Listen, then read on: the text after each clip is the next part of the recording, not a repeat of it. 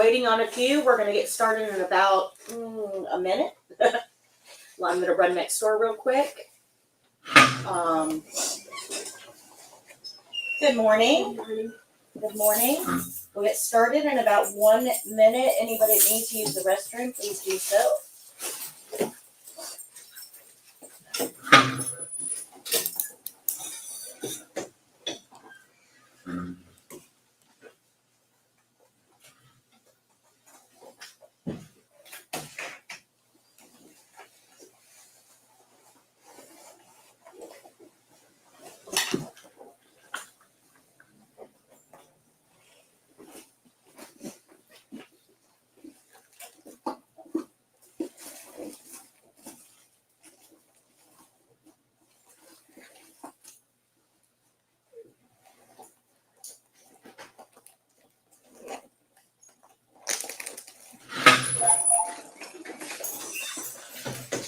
What happened?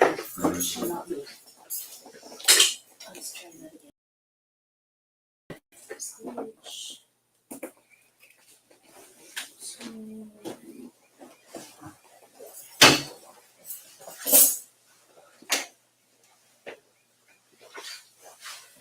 All right. We are about to turn it on.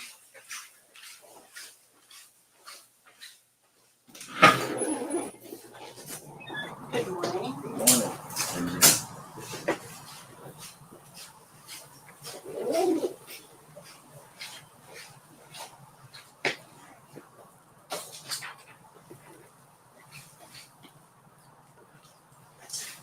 All right. Does anybody have any questions about what we went over in class on Monday? Does anybody have any questions? Did I go too fast for anyone? Anybody lost? Everybody good? All right. Did you read chapter 1 in the yellow book and take the test in the white book on page 181? And then grade it. When I call your name, if you can tell me either how many you missed or what your grade is using the grading scale. Each question's worth 5 points. I'll record it. If you did not get to it, just say pass, and I'll come back around to you on the next class and ask for it, okay? Rochelle? I missed one of it. 1? Yeah. Okay, very good.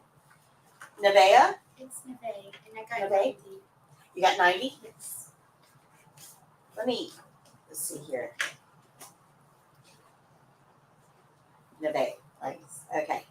Shakima? I missed one. 1. James? I missed 3. Thank you. Vanessa? I missed one. Thank you. Christopher? Julius? Dwayne? 0. Thank you. Maya? Pass. Yeah, I need to get you your books. Vita? I missed one. Thank you. Lucille? 1. Thank you. Asia? I missed 2. Thank you. Charlene? Shelby? Adam? 1. Thank you. And Faith? Okay.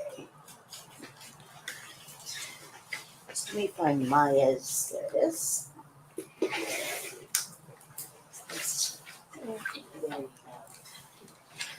Okay.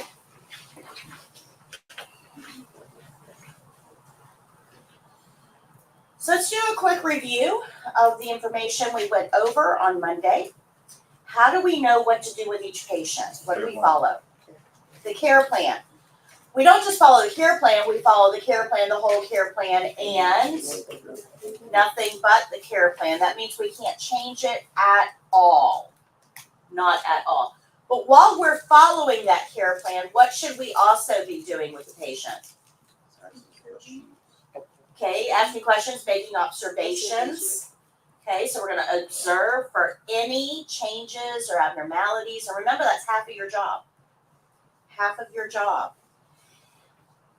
I get this question a lot. What separates CNAs from like home health aides? I mean, the skills are the same, right? You can bathe a patient with either one. The skills are very, very similar.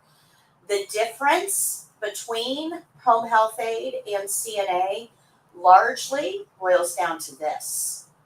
CNAs are trained to make and report observations. Okay. CNAs can also work in a very wide variety of settings. Home health aides can only work in the home. So there is a difference, but this really becomes the biggest differentiator between those two. Okay, good. Good. So if we make observations, what are we supposed to do with them? Report them to the nurse. Very good. Yep, everything we see, hear, feel, smell. Let me tell you something about smell real quick. There is a bacteria called Pseudomonas. And when your patient gets this type of infection, they will smell like grape Kool-Aid. It's very bizarre, but it has a very grape smell to it. So if you walk into somebody's room and it smells like grape Kool-Aid, you look around, there is no grape Kool-Aid hanging around, that's something that you probably want to report. It sounds weird, going to the nurse saying, hey, I smell grape Kool-Aid in that room and there's no grape Kool-Aid around. It may feel weird to say that, but when you say that, watch the nurse, because they'll go, oh, wow, that's an amazing observation. Because Pseudomonas is a very, very, very hard infection to treat. The earlier we can treat it, the easier it is on the patient. So you picking up that clue can lead to earlier treatment, which leads to better patient outcomes. So even something strange like that is important as a CNA. Okay? All right, every skill starts with an opening. What does every opening start with? A knock. That's right. We have to announce ourselves by knocking before we enter their space, and that keeps their space safe for them. Okay? That's a really important part of the opening. So don't forget your knocking. Once we knock, we're going to greet who? Who are we greeting? The patient. The patient. So good morning, hello. We want to be nice. Let me explain to you why this is important. In healthcare, the majority of the healthcare that we provide is going to be on patients that pay with Medicare. Okay? That's the biggest part. Yes, there is private insurance, and you will treat patients with private insurance now and then, but most of the patients we treat are paid for by Medicare. Now, there's co-pays and things like that. Patients still have to pay some, but the majority of healthcare is paid for by Medicare.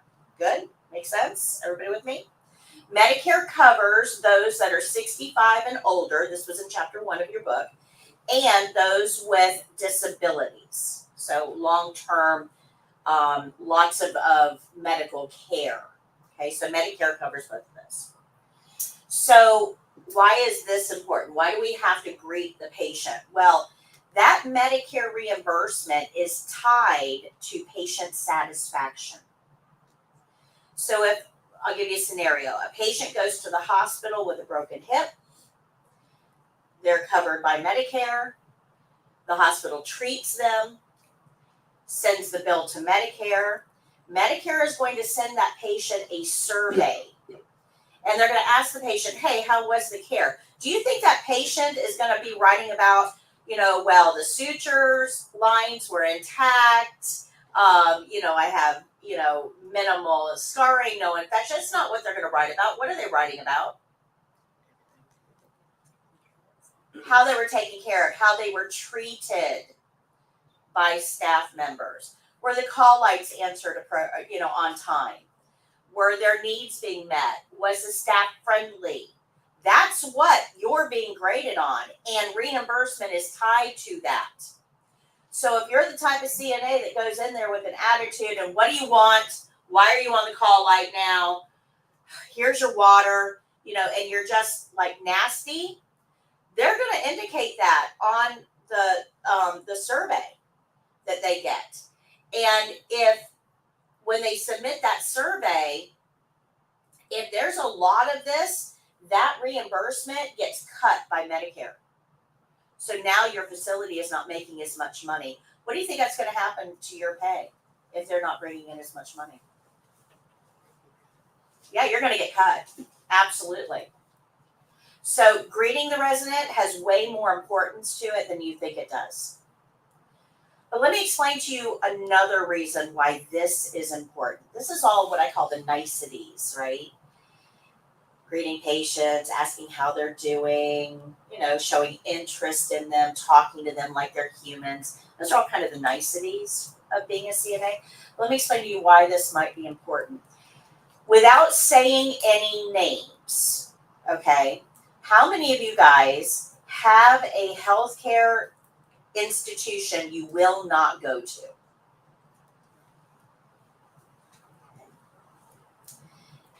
Usually it's about half of the class. We'll say, yeah, I won't go to that hospital. I would take my dog to that hospital, right? So you guys have very defined perceptions of healthcare institutions. You guys are all young. You haven't even figured it out yet, right? You haven't had a lot of hospital stays in your life.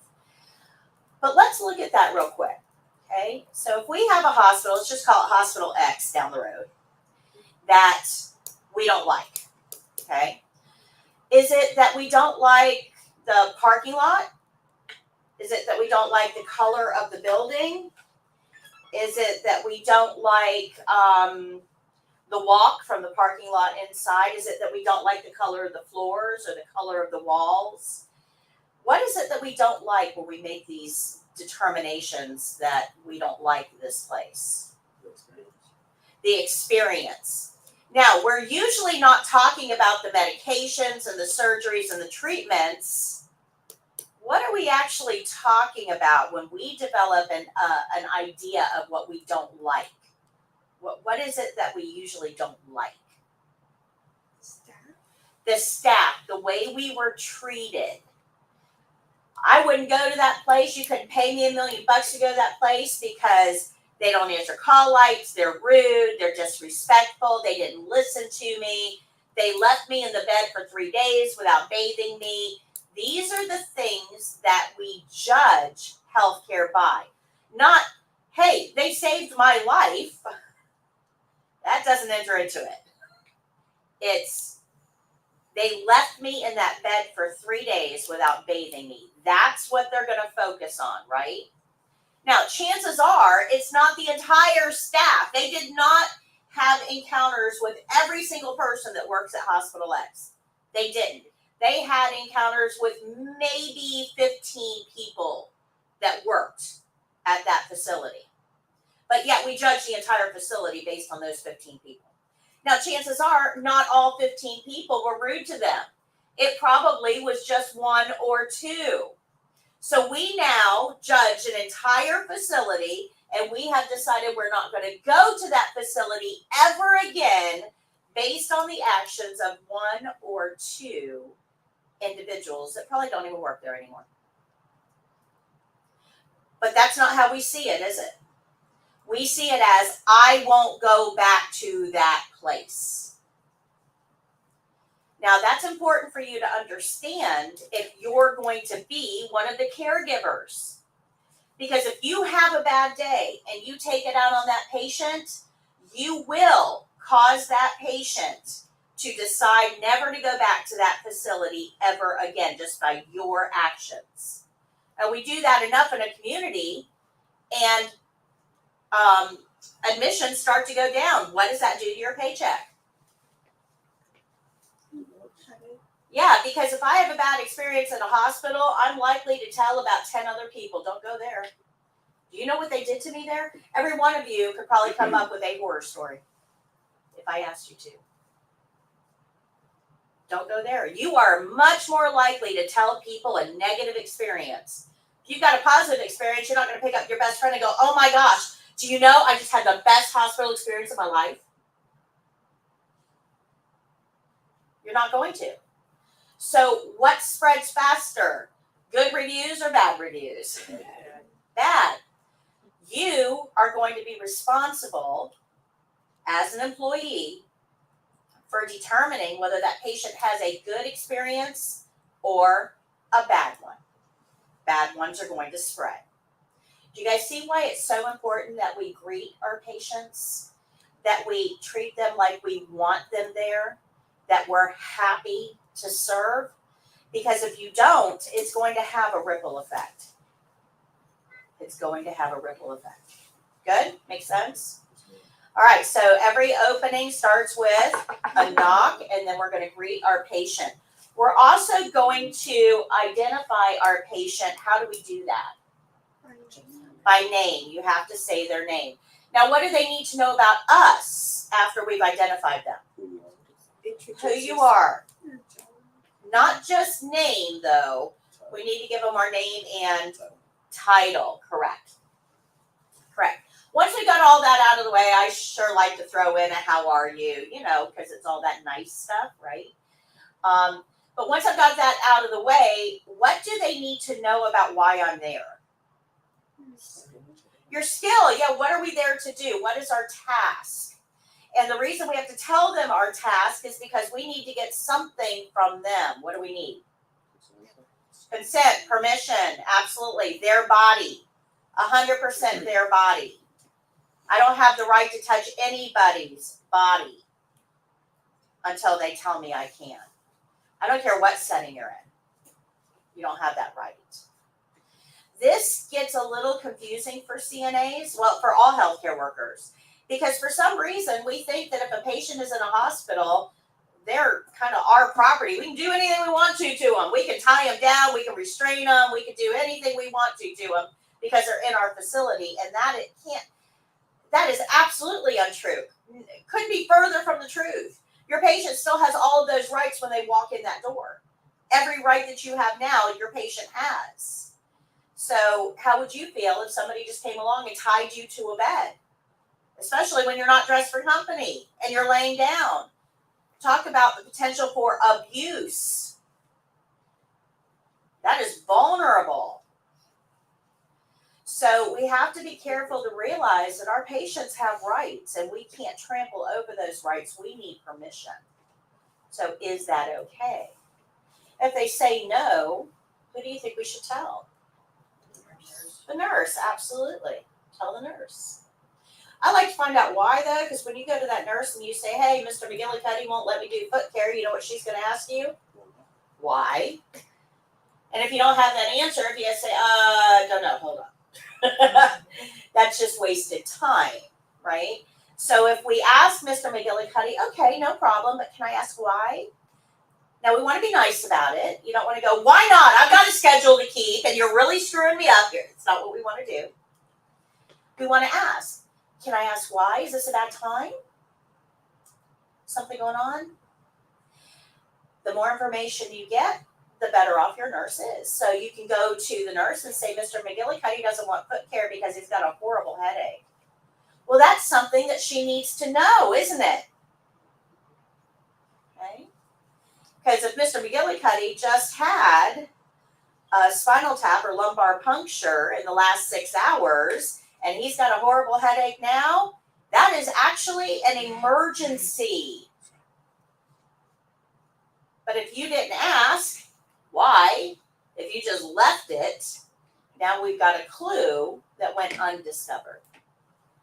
Make sense? Okay.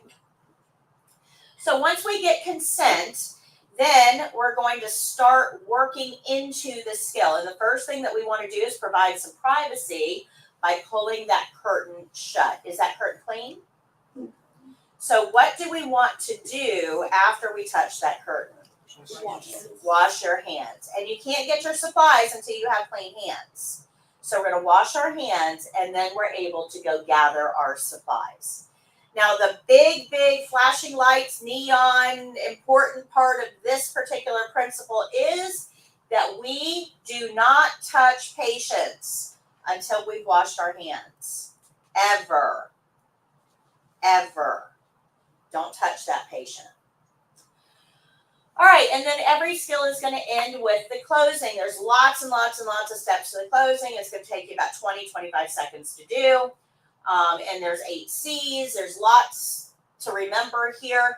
And most of them, the order doesn't matter. You can do it any way you want to, but you want to make sure your patient is in a clean environment.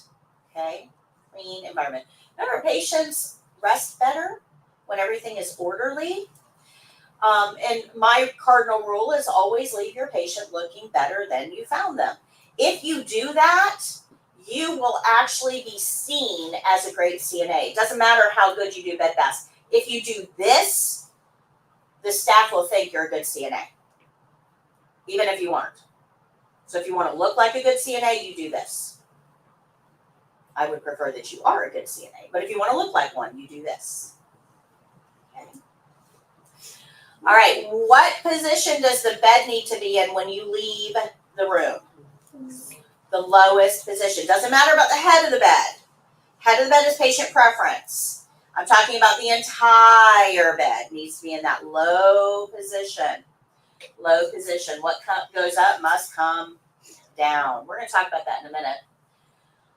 We want to ask a specific question. They need to hear this word. What question are we asking?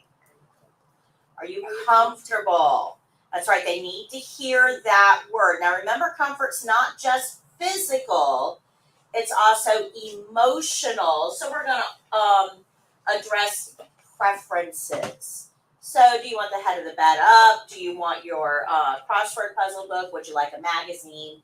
Something like that. But we need to address their preferences. Okay, for the test, just offer them a magazine. It's quick and easy and gets the checkpoint, which is what we're looking for. All right. We want to make sure the patient is covered. No knobby knees sticking out, please. So if they're not dressed, we need to make sure the sheet is on them. If they're completely dressed, well, they're covered. So we don't need a sheet if they're completely dressed, right? But no knobby knees. Remember that, no knobby knees. You can see their knees, they're exposed. Think of it like Victorian times, okay? All right, so once we've done all of those things, we can open that curtain. Remember, we don't want to leave that curtain closed all the time because that isolates the patient. What does isolation lead to? Depression.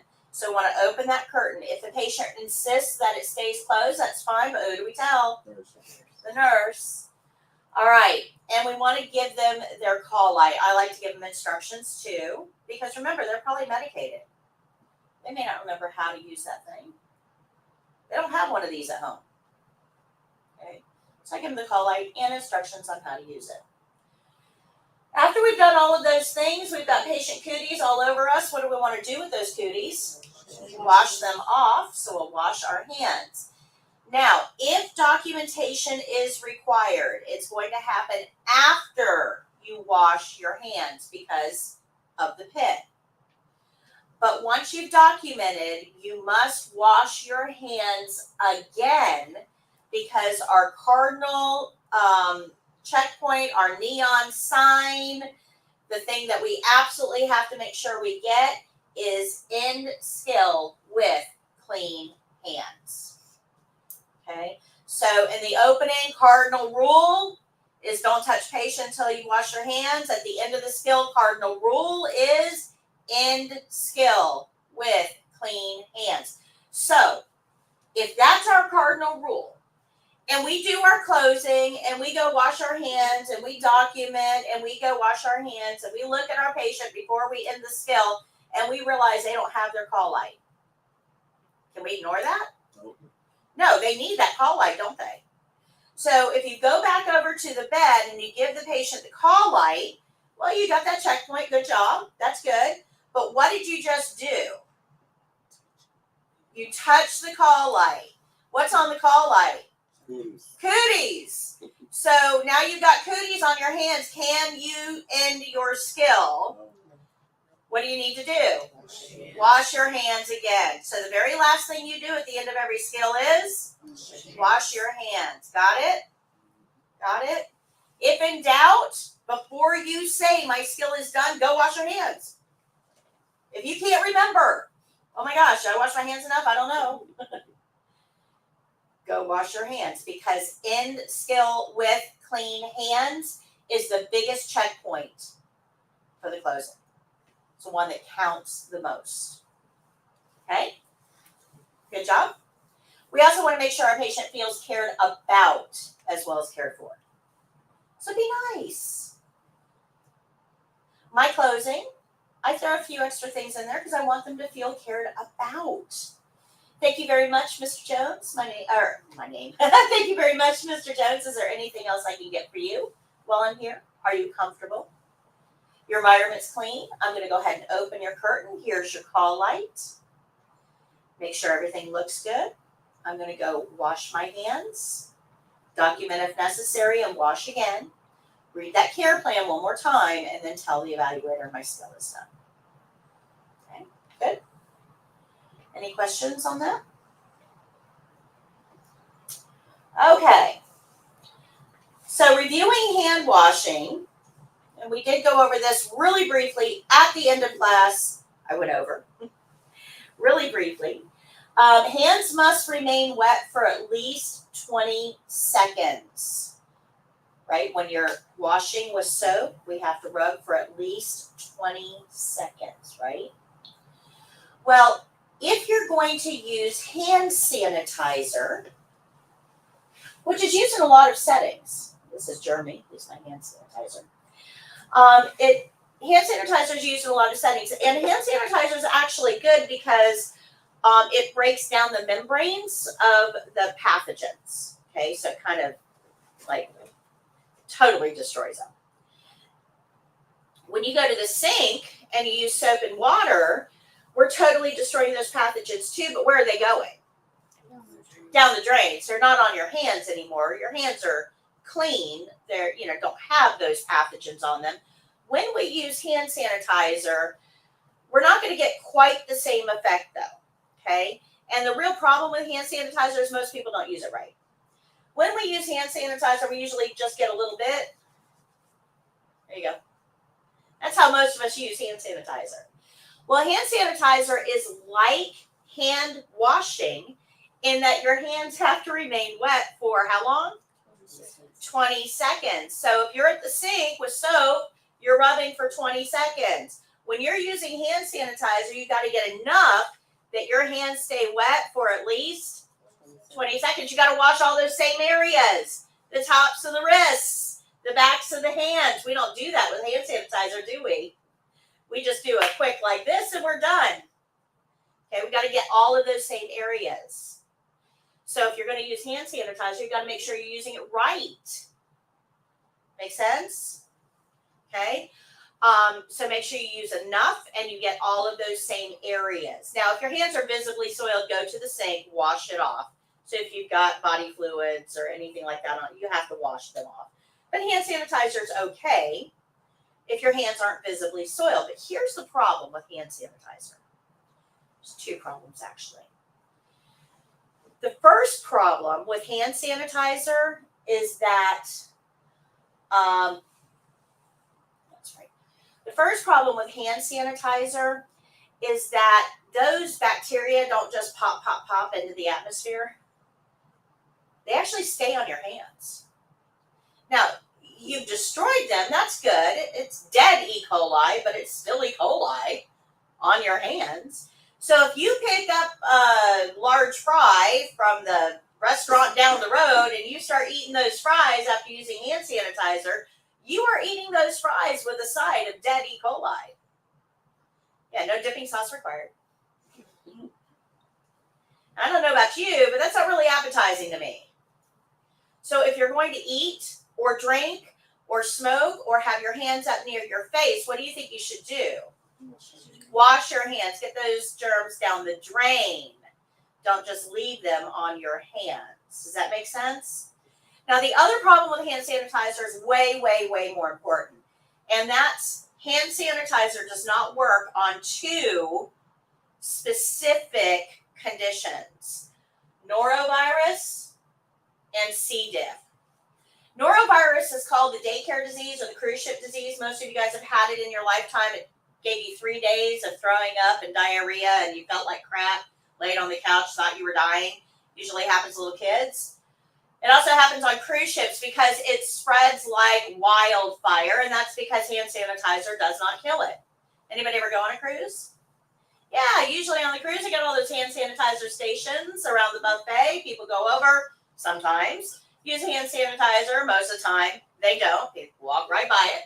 And then they touch all of those utensils and put the food on their plate. And you come along, you touch all those utensils and put your food on the plate. Then you go sit down and you pick up your food to eat it. And what did you pick up? Norovirus. Spreads around a cruise ship like that. Yeah. So it's very interesting. Like I said, I've got about 35 cruises under my belt, right? So I've seen the evolution of this. It's very interesting to me what happened during COVID. So during COVID, the whole cruising industry shut down. No cruising. During that time, they actually took some steps so that they could help with infection control when cruising started back up again. And they put hand washing stations, actual hand washing stations near the buffet and the different eating places. So instead of using hand sanitizer, you could actually go to the hand washing station and wash your hands. Now, last cruise I took was last December. And my husband and I were watching, and it amazed me how few people washed there. It's right there. Easy. Everybody would walk by it. Now, on a 7-day cruise, I actually started keeping track anytime I was near the hand wash station. And we only saw 8 people on a 7-day cruise other than us washing their hands. So this is why, you got to be careful with hand sanitizer in big people places. That's usually where we think about using hand sanitizer, right? Big people places. But it's probably like the worst place to use hand sanitizer is big people places. You really should be washing your hands. Good? Make sense? Now, if you really want to get into this, go to a sports thing, like a football game or a hockey game or something like that. Oh man, nobody washes their hands. They go to the food station, beverage station, and it's everywhere. So it's amazing how quickly these things can spread in a community. Just be aware of it. Now, why is it important to us here? Well, because we're working in settings where we know pathogens are. So we've got to be really, really careful about this. Okay, hand sanitizer is good, but it doesn't replace hand washing. Good? Make sense? Okay, so we've mastered these 3 principles. Great job. So out of the 11 on the back wall, we've got 3 down already. 8 more to go. And we're going to go through a couple of those today as well. But it wasn't hard to learn, was it? I told you I'm going to do all the hard work for you. Just stay awake. All right, so we're going to put these 3 principles to work learning pulse. So if you go to page 52 in your book, this is the white book, the spiral book. That's the book I'm talking about.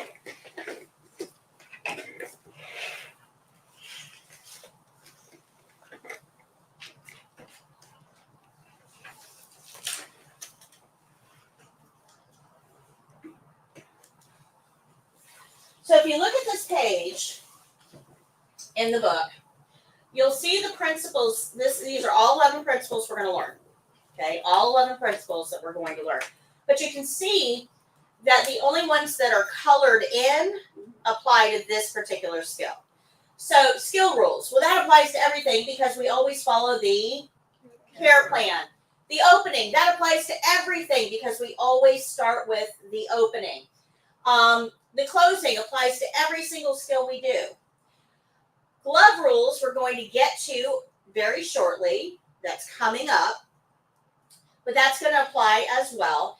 And then we got some test-specific or skill-specific steps that we have to learn about the pulse. Does that make sense? Good? Now, all of these principles are spelled out for you here. You don't have to go look them up. I actually put them on this page for you. And I have a video for this. You can watch the video if you wish. I'm not going to show it in here, but you can watch the video. Along the bottom, we have test-specific information. So here you'll see somebody with your level of experience should be able to do this skill in 5 minutes or less. It's going to be done on another testing student. That person will be laying in bed, and documentation is required. Normal values for pulse are between 60 and 100. That's normal. So what would you do if you got 56 for a pulse? Is that normal? What do we do with not normal? We report it. What would we do if we got 114? Report it. Very good. And for the test, you can be off by 4 beats in either direction. So let's say the evaluator gets 76 for the pulse. If you get 72, 73, 74, 75, 76, 77, 78, 79, or 80, you're considered accurate. Guys, that is a huge margin. Okay? You're still considered accurate. Good? Make sense? Okay? So this skill kind of forms a synopsis, or this page forms a synopsis of the skill. No big details, more of a big overview. Okay? Up here is a Cliff Notes version of the skill. Now, if you look at the next page, oops, I'm sorry. We'll get to the next page in a minute. The next page gives you those step-by-step instructions. So page 52 is your overview. Page 53 is your specifics. Once you learn the skill, you probably won't have to go back to page 53 at all. You'll be able to just use page 52 to kind of review. Okay, good. So 53 is to learn, 52 is to review. Questions? All right, but if you look here on this principles listing, we already know skill rules, we already know the opening, and we already know the closing, but we don't know glove rules. That's going to apply to this skill. It applies to every skill. So we have to kind of learn about glove rules in order to know how to do this skill. So the next hour, I'm going to talk to you about gloves. I am going to pull up a chair for this because I can't stand on this knee for that long right now. So, oops. Everything that you think you know about gloves, I'm going to challenge. Okay, it's going to be difficult. Everything you think you know, I'm about to challenge. It would be way easier for me if I just told you, yeah, wear gloves for everything. Don't worry about it. Wear gloves for everything. And that's what most teachers out there do. They tell their students, wear gloves for everything. Don't think about it. Because that means that you're always protected, right? Sounds like a good policy. I'm going to explain to you why it's not. And why that policy is much more likely to get you and your patients in trouble. So let's learn a little bit about gloves. Page 40 is going to give you your overview. You'll see we're going to evaluate the need for gloves in every single skill we do. And the notes for what I'm about to tell you are going to be on page 41. Remember, these 4 things apply to every single skill we learn. Skill rules, the opening, glove rules, and the closing. We call them the big 4, and they apply to every skill we do. So let's learn a little bit about gloves. In order to understand why wearing gloves all the time is not a good strategy, I'm going to give you an example that has nothing to do with healthcare. But I find that it's a really good way for you to grasp what I'm trying to show you, okay? So we're going to build a sandwich together. You're going to help me. I'm going to be the one that does it. You're going to help me, and we're going to go through this whole process. I'm not really building a sandwich. We're going to do this virtually. And this is going to help kind of explain this scenario. So how many of you guys have ever gone to a place and ordered a sandwich that they made in front of you? Right? We're all familiar with that. You don't want them touching your sandwich with their bare hands, do you?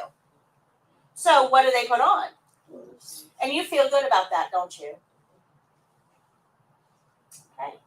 So first, we need gloves. So the first thing they're going to ask you is, I'm going to ask you, what kind of bread do you want? White, wheat, Italian? White. So we're going to go over here to this bread cart thing. We're going to lift up the flap and get our loaf of white bread. Bring it back over to the counter and pick up the knife that's sitting there, that serrated knife. And we're going to cut that bread in half. And then we're going to fold it open, right? And do you want mayonnaise on that? Yes. Okay, so I'm going to pick up the mayonnaise spreader that's sticking out of the mayonnaise thingy. Pick that up, and we're going to swipe that all over the bread. Do we want any mustard, honey mustard? Yeah. Okay, so then I'm going to, that's a mayonnaise spreader. Then I'm going to pick up one of the sauces and kind of tap it on the table and squirt it on there as well. Let's see here. That looks good. I'm getting hungry. So let's add a little bacon to this. So, because bacon makes everything better. So I'm going to get some bacon out of the package and put it on the sandwich. What kind of meat would you like? Turkey. Oh, that sounds good. So we're going to go get some turkey. But the turkey's not out on the counter, is it? It's in that little refrigerator thing underneath the counter. So I'm going to open the fridge, reach in, get the turkey out, close the fridge, take it out of its little wrapper, and put it on the sandwich. How about some cheese? Swiss. So Swiss looks good. So we're going to go over to the cheese drawer, and oh no, I'm out of Swiss. So we have to go into the big walk-in cooler, open up the containers, find our Swiss cheese, and we're going to take it over here to the slicer and slice a couple of slices because we're out of Swiss cheese. And then I'm going to put the big block of cheese, wrap it back up, put it back in the container in the cooler. So now we got our Swiss cheese. This sounds like a pretty good sandwich. How about if we toast it? Sure. Okay, so I'm going to toast it, but unfortunately my toaster is currently being used, so I'm just going to kind of hang out and wait. And look where my hand is. Our turn. So we're going to put our sandwich in the toaster. We're going to type in the time, set the dial, and we're going to wait. And when that toaster is done, we're going to pick up that big paddle, slide it in, and get our sandwich out and put it on the counter. So far, it sounds like a pretty good sandwich, right? Do you want some lettuce on there? Yeah. So I'm going to reach into that lettuce bin and pick up the lettuce and spread it on the sandwich. How about some tomato? Yes. So I'll reach into the tomato area and get that. Do you want olives, pickles, anything else? Green pepper, onion? Yeah, onions. Okay, so I'm going to reach into the little containers and get my onions and put it on there. So it looks pretty good. Now we're going to grab our knife, shove it in there, and fold that sandwich over. And then we can use that knife to cut it. Then we're going to have to wrap it. So I'm going to get a wrapper, wrap the sandwich, pick up the bag, put it in, type my little thing in and get the little label and put it on the bag. And then you go over to pay. Oh, she's out on break? Okay, I'll take care of that. So I go over to the cash register and type it in and give you your cup and your cookie if you ordered it. Did those gloves do what you thought they were going to do? Now, you were all happy they were wearing gloves not 2 minutes ago. What changed? Touch everything. Touch a lot of stuff. Okay, so you weren't aware of everything they were touching. You watched them touch it all. You watched the whole thing right in front of you. But it really didn't dawn on you that those gloves that you thought were protecting your sandwich really didn't do what they were supposed to do. So who were those gloves really there to protect? Employee, I guess. Yeah. Do you really care about the employee? No. So when we're talking about gloves, we have to think about who those gloves are really there to protect. Okay? Does that make sense? So in healthcare, we tend to think those gloves should be there to protect us from whatever cooties the patient has. We're going to get there. Hold up. All right? But let's look at all the things these gloves touched along the way. They touched the bread cart. They touched the knife to cut the bread. They touched the mayonnaise spreader, the sauce bottles, the outside of the bacon package, the cheese drawer, the door handle, the containers, the slicing machine, the table, the toaster oven, the toaster oven controls, the paddle, the lettuce, tomato, and other toppings, and the wrapper. All of those things were touched by those gloves, and then your sandwich was touched by the gloves.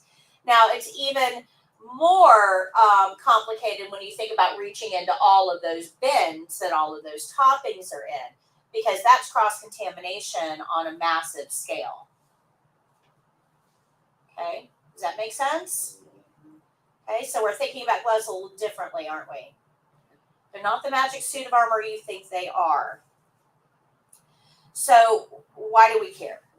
I mean, really, why do we care? In order to understand this, we're going to learn a little bit about the chain of infection. So this is going to explain to you why you should care about what the gloves are touching. So chain of infection kind of goes over how infections spread. And this is kind of important to us because if you remember on Monday, I told you that hospitals don't accept reservations. You've got to prove that you're sick enough to be there, which means that in healthcare settings, we aren't dealing with healthy patients. We're dealing with the sickest people in our community, because if they were healthy, where would they be? Home. Same place you would be. Home. That means that our patients are bringing their pathogens with them. And we need to be aware of that. But it also means that their immune system is currently occupied, fighting off whatever's trying to hurt them. Does that make sense? So we got a place filled with pathogens, and we've got patients with occupied immune systems. Keep that in mind as we go through this, okay? So let's explain how these pathogens spread. This is going to be on page 123. I told you I took all the notes for you. So 123.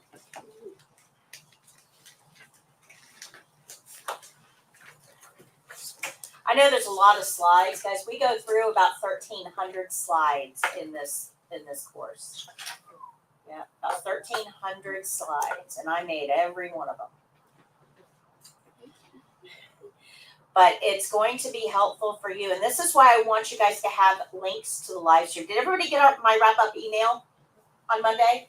Okay, if you did not get the wrap-up email, let me know so I can make sure that we have your email address and right.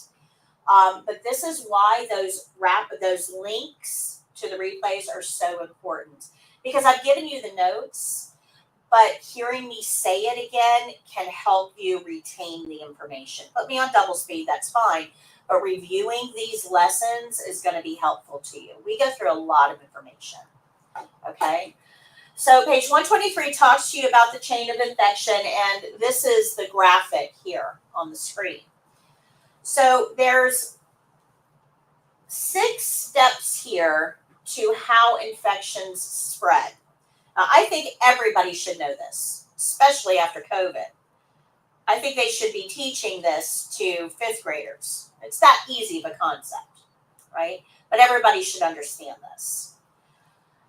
It's how misinformation gets killed, if everybody gets this. Okay? So the first step to the chain of infection is a pathogen. If there's no pathogen, there's no problem. I can't give you something I don't have. Kind of like money, right? I can't give you something I don't have. So no pathogen, no problem. Everything has to start with a pathogen. But the problem is, now that we have a pathogen, we need to understand that pathogens don't do well homeless. They just don't. They are not adaptable at all. They need a place to live. Most pathogens do not survive on surfaces more than 2 hours. They just don't. They have to have a place to live. Okay? So we call that place to live a host or a reservoir.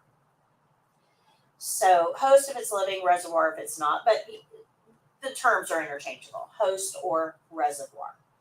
Good? So that host or reservoir right now is your patient, right? Your patient has a pathogen living inside of him. The patient is the host. The pathogen is the bad guy. Good? Make sense? Okay. Following me? That host is nice and warm because pathogens need a warm place to live. But they don't like it too warm. They're kind of like the Goldilocks scenario, right? Too cold, not my speed. Too hot, not my speed. Just right is what they're looking for. And the human body, being 98.6 degrees, is just right. Pathogens like us. Okay, good. We're going to talk about temperature in a little bit. So a host is a nice, warm place for them to live, and they're happy here. Man, they'll hang out. They're happy inside a body. They have no need to go anywhere else. They have everything they need. A comfy couch, a TV, a stock pantry. They got everything they need to make themselves right at home. So if you are infected with a pathogen, that pathogen is not trying to escape. It's just not. No reason for it to. Has everything it needs right there. So in order for that pathogen to leave its host, it kind of has to be kicked out, right? We got to have a reason for it to leave. Now, your body does this on its own. How many of you guys have ever had a cold? Give me the symptoms of a cold. Sneezing, coughing, runny nose, fever. All right, top 4. Survey says, ding, ding, ding, good job. All right, top 4. Sneezing. You are propelling pathogens out of the body. Coughing. You are propelling pathogens out of the body from a different place. Runny nose. You are propelling pathogens out of the body. And fever. Remember I said the Goldilocks thing, right? Too hot, not a good place. So your body will turn up the thermostat to get rid of the bad guests. And this is why we develop fevers. The pathogen isn't causing the fever. The fever is your body's response to the pathogen. Your body doesn't fever by itself. Pretty cool, right? So small fevers, low-grade fevers, don't treat those. Let your body make it uncomfortable for the pathogen. But if it gets over 101, now we can start frying brain cells. We don't like that because sometimes the body gets a little carried away. So we can treat those. Good? Makes sense? Did you learn something there? Yes. Pretty cool. Right?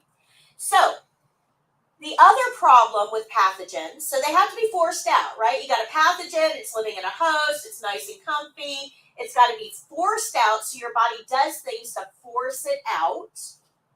Okay? But the problem with pathogens is that they don't get around on their own. They don't have wings, they can't fly. They don't have feet, they can't walk. They have to get out or move around some other way. All right? So everybody got that? I'm going to explain that in just a second. So all pathogens have to leave your body through a wet body opening because they can't move about on their own. They need fluids to travel. So this is why we cough out secretions. This is why when you sneeze, you get snot everywhere. This is why your runny nose has mucus.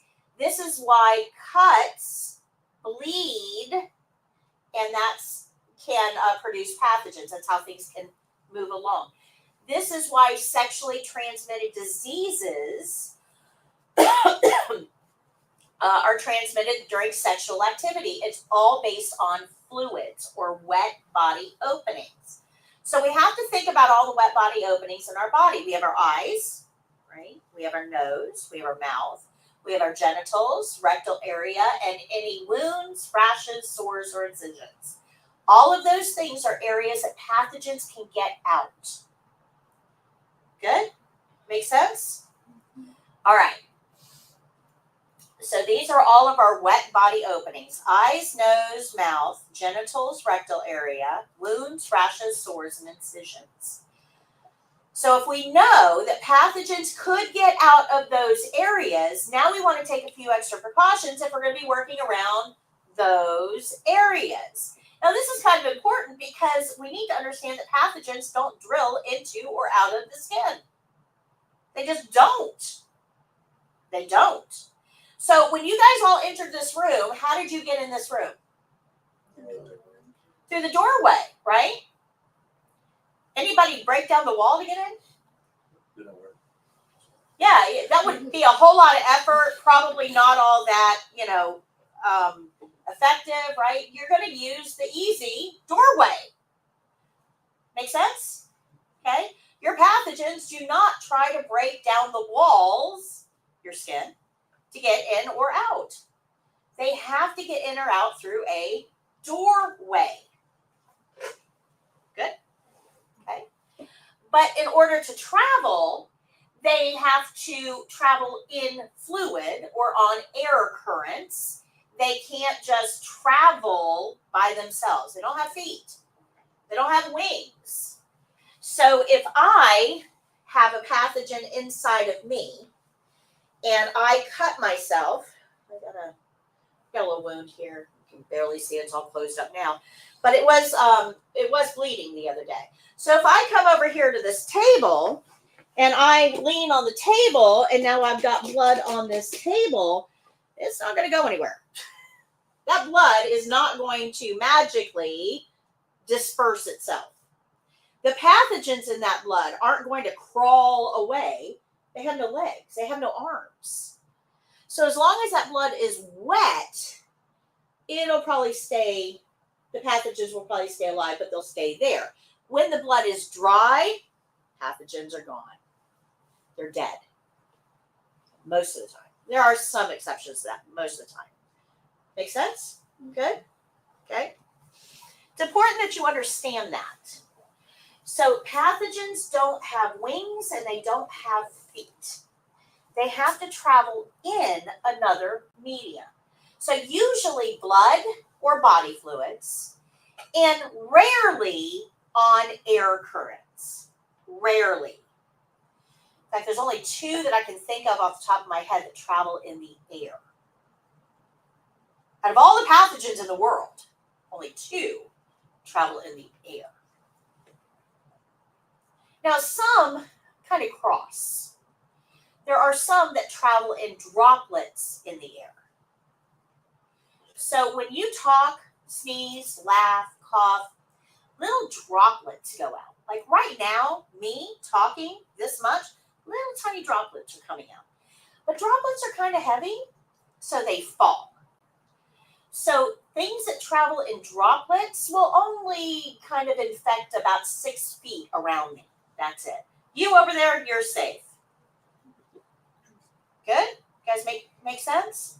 So there's 3 main ways that pathogens get around. Okay? There's fluid-borne, which is blood and body fluids. There is airborne, which is very rare. And then there's droplet, which is the most common. The most common. That's where we get our common colds and our influenza and our COVIDs. They all travel on droplets. But the droplets don't go very far. Now, here was the problem with COVID. When COVID first hit, it didn't come with an instruction manual. It didn't say, hey, we're the new kids on the block. Allow us to introduce ourselves. We're COVID-19. We like long walks in the park, puppies. It didn't do all that. And we travel through droplets, right? We didn't know. All we knew is that, oh my gosh, there is a pathogen that is killing lots of people, and we're not sure how it spreads. So the worst case scenario is airborne, because airborne you can't control. Airborne is in the air.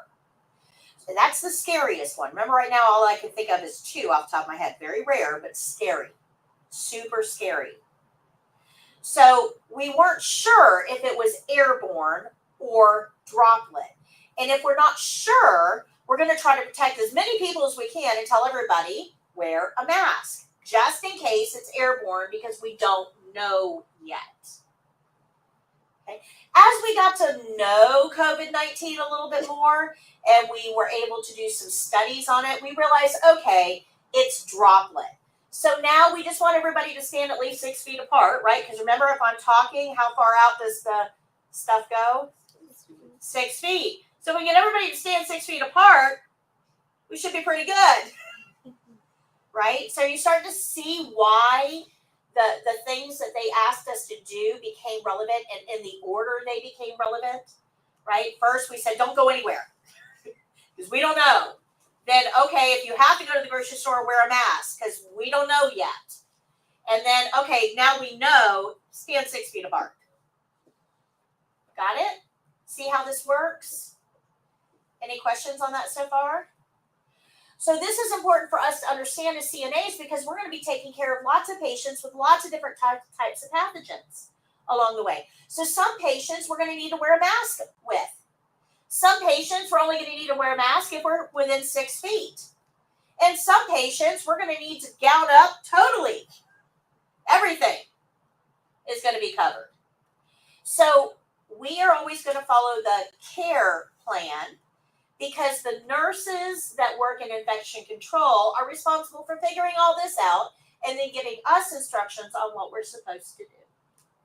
Okay? But it's really important that we understand this, so that we understand how important it is to follow those rules. Good? Any questions on this? Is this starting to make sense a little bit? Okay. It gets worse though. We'll get there in a minute. So the easy way to remember this is that pathogens need to flow or float to get around. They need to flow in blood and body fluids or float on particles in the air.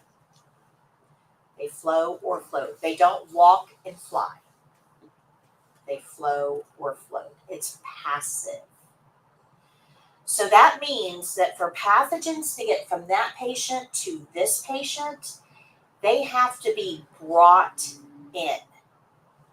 Who do you think is the number one person that transmits pathogens from one patient to another? Do you think it's the patients? No, because they're not going bed to bed. They're not going room to room. They're not touching body fluids with one patient and then body openings on another. Who is doing that? Healthcare professionals, but specifically CNAs. Because if you think about all the tasks we do, tell me yes or no if the task that I announce works around a wet body opening of some sort. Okay? Feeding. Yes. Mouth care. Yes. Denture care. Yes. Pericare. Personal care below the belt. Yes. Partial bed bath where we wash the face. Yeah.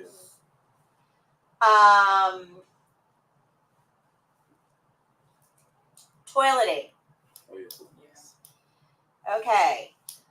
Pulse. None. Exercises. No. Blood pressure. No. So about half of the skills that we do as CNAs are going to work around wet body openings.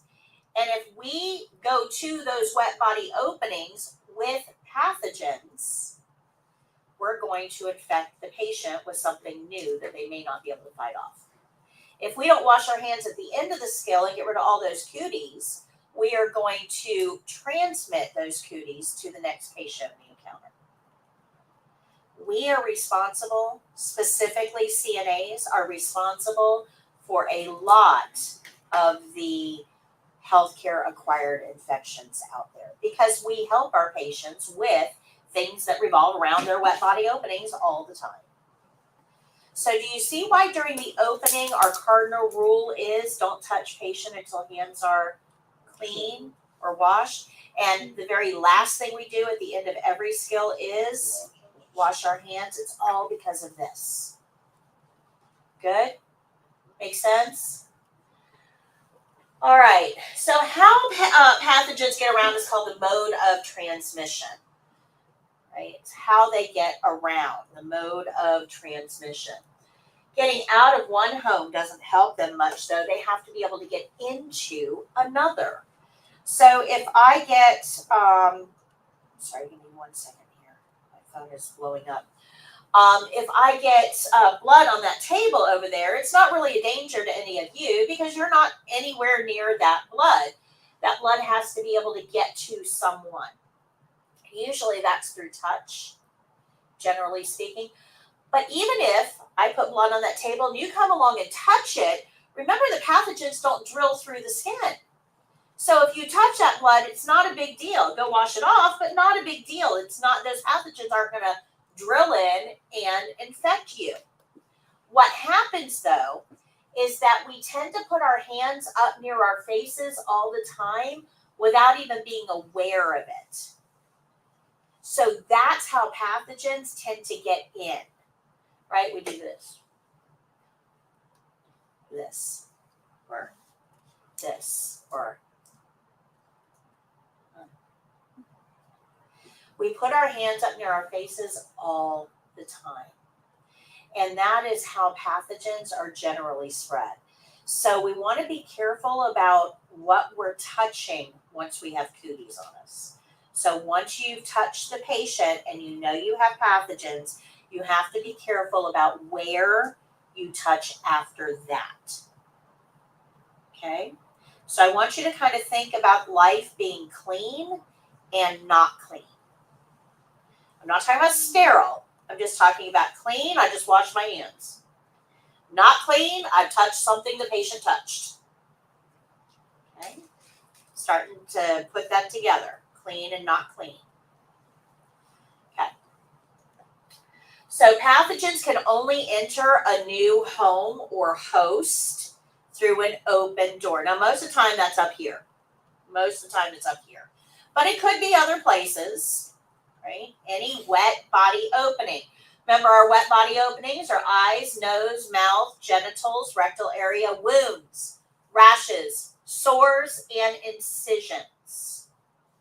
Okay, that's how pathogens are going to get in, through a wet body opening.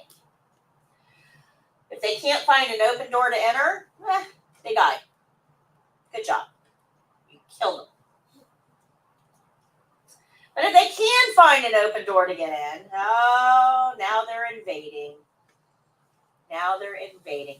But not all hope is lost. Not yet. Just because a pathogen gets in doesn't necessarily mean that you're going to get infected because you have an immune system. Now, your immune system is going to go to work pretty quickly. And if your immune system is able to fight off the pathogen, it can't make you sick. But this is a long process because your immune system has to try a whole bunch of stuff before it figures out how to kill that pathogen. Not all pathogens are killed the same way. So, for instance, let's say that we have a bad guy that rushes in through that door. And there's a lot of other bad guys waiting outside to come in, but they send the first one in just to scope things out, see what's happening. And when that pathogen, that bad guy, forces his way in the door, you hit him over the head with a water bottle. Now, it doesn't kill him. So he runs back outside. He says, all right, guys, when you go in, that guy there on the end is going to hit you with a water bottle. Make sure you duck. So the second guy comes in, right? And you poke him with a pin a couple times near the eye. Don't quite get there. You hurt him, but you don't kill him. So he goes out, tells the rest of the bad guys, hey, water bottle and watch out for that pin. Third guy comes in, you pick up that fire extinguisher and you bang him over the head with it. And yeah, it really hurts him, but it didn't quite kill him. He crawls out and he says, all right, guys, water bottle, pin, fire extinguisher. Watch out for that one. That one hurt. Fourth guy comes in, you get down to business, grab a knife, stab him to death, he's done, right? So he can't go out and tell anybody else what the next thing is. So now anybody else that comes in, we now know how to kill him, don't we? What are we going to grab? The knives. Yeah, we're not messing around with the water bottles or the pens or the fire extinguishers. We're going straight for those knives, right? Make sense? Wouldn't it be better if we had a memo before the bad guys ever showed up that said, hey, if this bad guy shows up and he looks like this, go straight for the knife. Wouldn't that be cool? Wouldn't that be helpful? We could save all that time, all that effort. Yeah, that's what a vaccine does. That is exactly what a vaccine does. That is the only thing a vaccine does. Is it tells your immune system, hey, this guy right here, this is what it looks like. This is how you kill him. So your immune system goes, cool. Let me try that. And it makes you a little bit sick for a little bit of time while it tries out this new technique. And then if the bad guy ever does show up, it goes straight for the knife. You don't get sick. You won't even know it happened. You won't even know a bad guy came through the door because it's not going to send you an alert. You don't get sick. Remember, sick is your body's response to the pathogen. Make sense? Start to put all the pieces together now. That is the only thing a vaccine does, is it gives your immune system information. But here's the problem, okay? Those pathogens have that same system. Those pathogens have that same system. So when we do things to try to kill the pathogens, if we don't kill all of the pathogens, they're going to go outside and tell the other pathogens what to expect. And now they know that if they come in the door, to duck, evade, avoid. Okay? So this is why when you get antibiotics, they tell you to take all of them. We don't. We don't take all the antibiotics. We take enough until we feel better. And then what do we do with the rest of them? We put them in our medicine cabinet for the next time we get sick, just in case, right? Have that little backstock there. Yeah, what you did was you killed enough pathogens in your body to keep your body from mounting a response, but you left the rest of them there alive. So now they know your defenses. That's a problem. This is why we now have antibiotic-resistant bacteria. You need to take enough antibiotics that it kills every bacteria so there's no survivors. You never want survivors. So if there are survivors, do you have to do it again? You might, but chances are you won't take any more antibiotics. You'll spread that pathogen to him. And now whatever antibiotic you took isn't going to work on him. Now he'll take a couple days of antibiotics, feel better, and you won't know it, but you'll spread it on to him. He'll get sick. Now I got 2 antibiotics that don't work. You get sick, go to the doctor, get on antibiotics. You only take enough to feel better, and then you spread it on to her. Now we have 3 antibiotics that don't work. Eventually, by the time we get over here, we're out of antibiotics. Now, what's going to happen to her when she gets an infection? I have nothing to trade it with. What's going to happen to her? Chances are she's going to die. Yep. That's how serious this is. This is no laughing matter. This is the next major health crisis that we are facing. Yeah. Antibiotic resistant pathogens can wipe out probably about half of our human population in a very short amount of time. And there isn't a thing we can do about it. Nothing. Nothing. No vaccine will prevent it.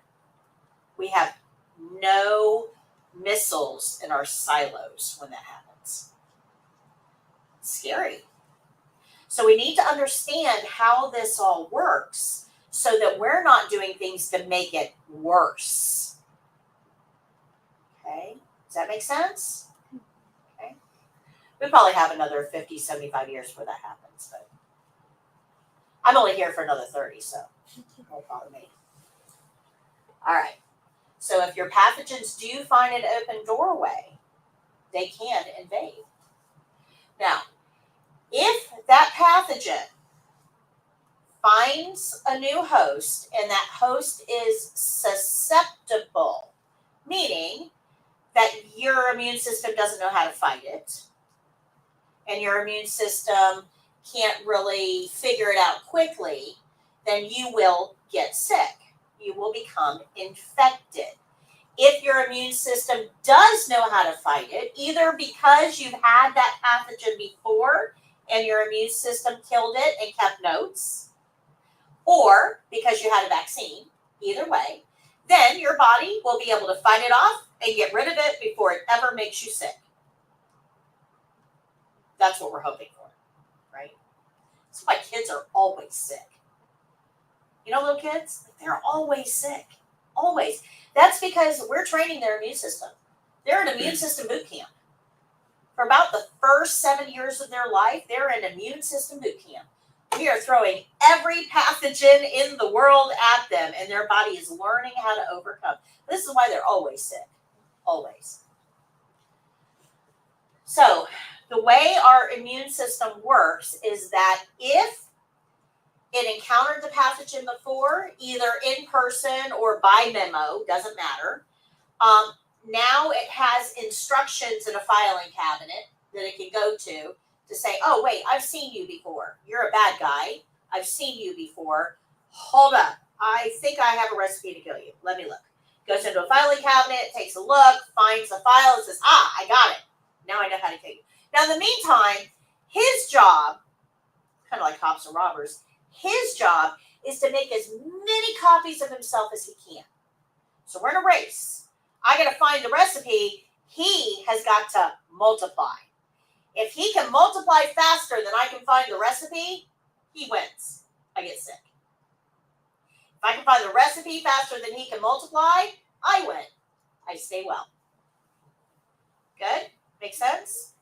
Now, your immune system, as you age, gets slow. Anybody ever see an old person? Pretty slow, right? Immune systems, when they're old, pretty slow. Chances are he's going to multiply before I find the recipe. So how does that happen? How do they multiply? This is probably the most interesting part of virology. Viruses multiply by invading your cell. Now, every virus has a different type of cell that it needs to multiply in. Anybody ever hear of HIV? HIV actually uses your immune cells to multiply. So what it does is it slips into a cell. You know how small cells are, like super microscopic? Well, you can fit about 100,000 viruses inside a cell. That tells you just how small these guys are. Okay, so one virus slips inside the cell, and the virus actually zips itself open, attaches to your DNA, zips your DNA open, attaches to it, alters your DNA in that cell, and now that cell becomes a factory to produce copies of the virus. That's crazy. Any virus that invades uses your cells to multiply. Now, different viruses like different types of cells. So COVID, that virus used endothelial cells. So endothelial cells, this is why COVID was so bad, because the endothelial cells are all over your body, like the inside of your arteries, the inside of your heart, the inside of the alveoli in your lungs. This is why we had lots of different types of symptoms with COVID beyond just coughing, sneezing. Remember, coughing, sneezing is your body's reaction, right? Hepatitis, that virus uses your liver cells to multiply. Meningitis uses your brain cells to multiply. So every virus has a different type of cell that it uses to multiply. But the problem is, while that cell is so busy making copies of the virus because it was hijacked, it can't do its job. So you get enough cells that are busy making copies of the virus. Now nobody's doing the work of the liver. Is that a problem? Yeah, we need one of those. I was gonna ask, so major viruses like this will be on the care plan, I'm assuming. So you will have different, what we call transmission-based precautions. And I have a whole lesson in the book on that. But transmission-based precautions are going to tell you what measures we're going to take to prevent this from happening. Okay. So good? Does this make sense? Okay. So if your immune system is aware of how to kill that pathogen, it's going to. It's just going to take care of the pathogen. But if it's not aware, we have to go through this whole process, and the pathogen is evading your cells and making copies all along the way. And now we're in a race. Now, bacteria do something a little different. Bacteria actually don't invade your cells to make copies. Viruses do that. Bacteria, they need something a little different. They don't need your cells. They actually need enzymes and amino acids. And bacteria don't need little boy bacteria, little girl bacteria to make baby bacteria. It doesn't work like that. They just need the right conditions, and they zip themselves in half, and now we have two. How cool would that be for humans to be able to do that? Just zip yourself in half, and now you've got a clone. Okay. So different ways that pathogens multiply. They don't multiply like people do.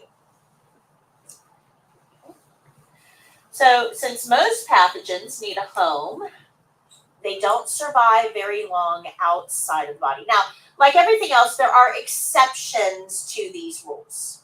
Okay, there are exceptions. I'm not going to get into that. That's like a whole master's level class. You guys don't need to know that. But for the most part, anything out in the open, as long as it's not wet and sticky, probably can't transmit anything to you. But if you're going to touch anything wet and sticky, then we probably want an extra layer of protection on. And we probably want to make sure that our hands are washed thoroughly. Good. We also want to make sure that we don't have any cuts, openings, sores, or anything on our hands. Because remember, that's how pathogens get in. Good? Make sense? So remember, pathogens travel in body fluids. As long as you're not touching body fluids, you probably aren't going to have any risk of a pathogen invasion. That means that I can come over there and touch your hand, and even if you have HIV, I'm not going to get it because it can't get out of your skin and it can't get into mine. But I definitely want to wash my hands before, so I'm not bringing her any additional pathogens that she can bring up to her body openings. And I want to wash my hands after so that I don't bring her pathogens to my body openings. Starting to see why those hand washings are becoming important. We're going to talk about that specific thing in a minute. But even if you do touch body fluids, as long as those body fluids don't come near any of your doorways, you're not going to get infected with anything. So it's only when all of these things are in place. If we have a pathogen, it has a place to live, it finds a doorway out, it has a way of traveling from one person to another, that person has a doorway for that pathogen to get in, and the patient is susceptible. If all of that happens, now we have a new victim. If we can interrupt it anywhere in there, we prevent an infection. Good? Good? So here's our cardinal rule here. Don't let stuff from other people's holes into yours. It's that simple. Don't let stuff from other people's holes into any of your holes. Okay? So the most common ones that we think about are right here on our face. We have a lot of holes there. And they're uncovered most of the time and facing forward. So we have to keep this in mind, but these aren't the only holes in your body. Right? This is why it's important that we use safer practices. Okay? Don't let stuff from other people's holes into yours. Cover your holes. All right, so this is where gloves come in. This is where gloves come in. It provides an extra layer of protection. So if I do touch body fluids, it's not directly on my skin. I've got an extra layer there. But here's the real thing with gloves. If my hands are naked, if I have nothing on my hands, I won't think twice about doing this. Right? Reaching up to our eye. Yeah, you don't even realize it, did you? No. Yeah. So that's what happens is we don't think twice about it because they're our hands. We don't think about putting them near our holes.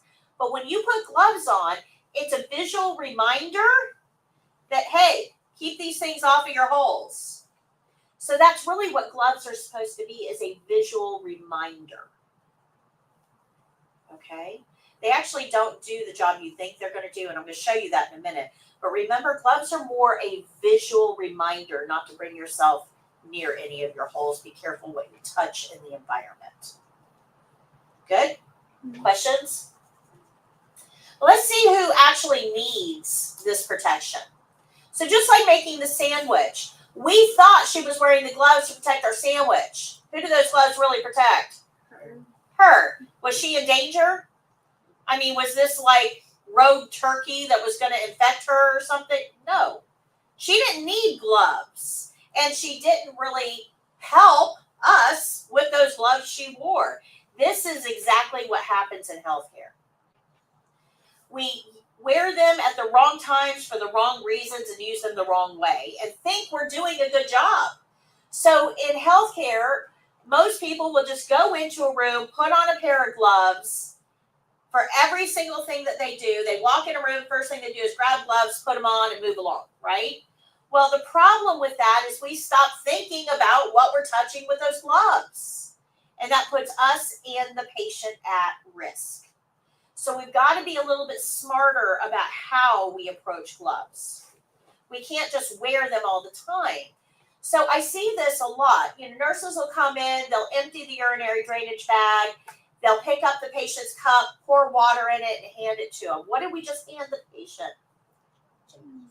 Oh yeah, would you drink urine-covered water?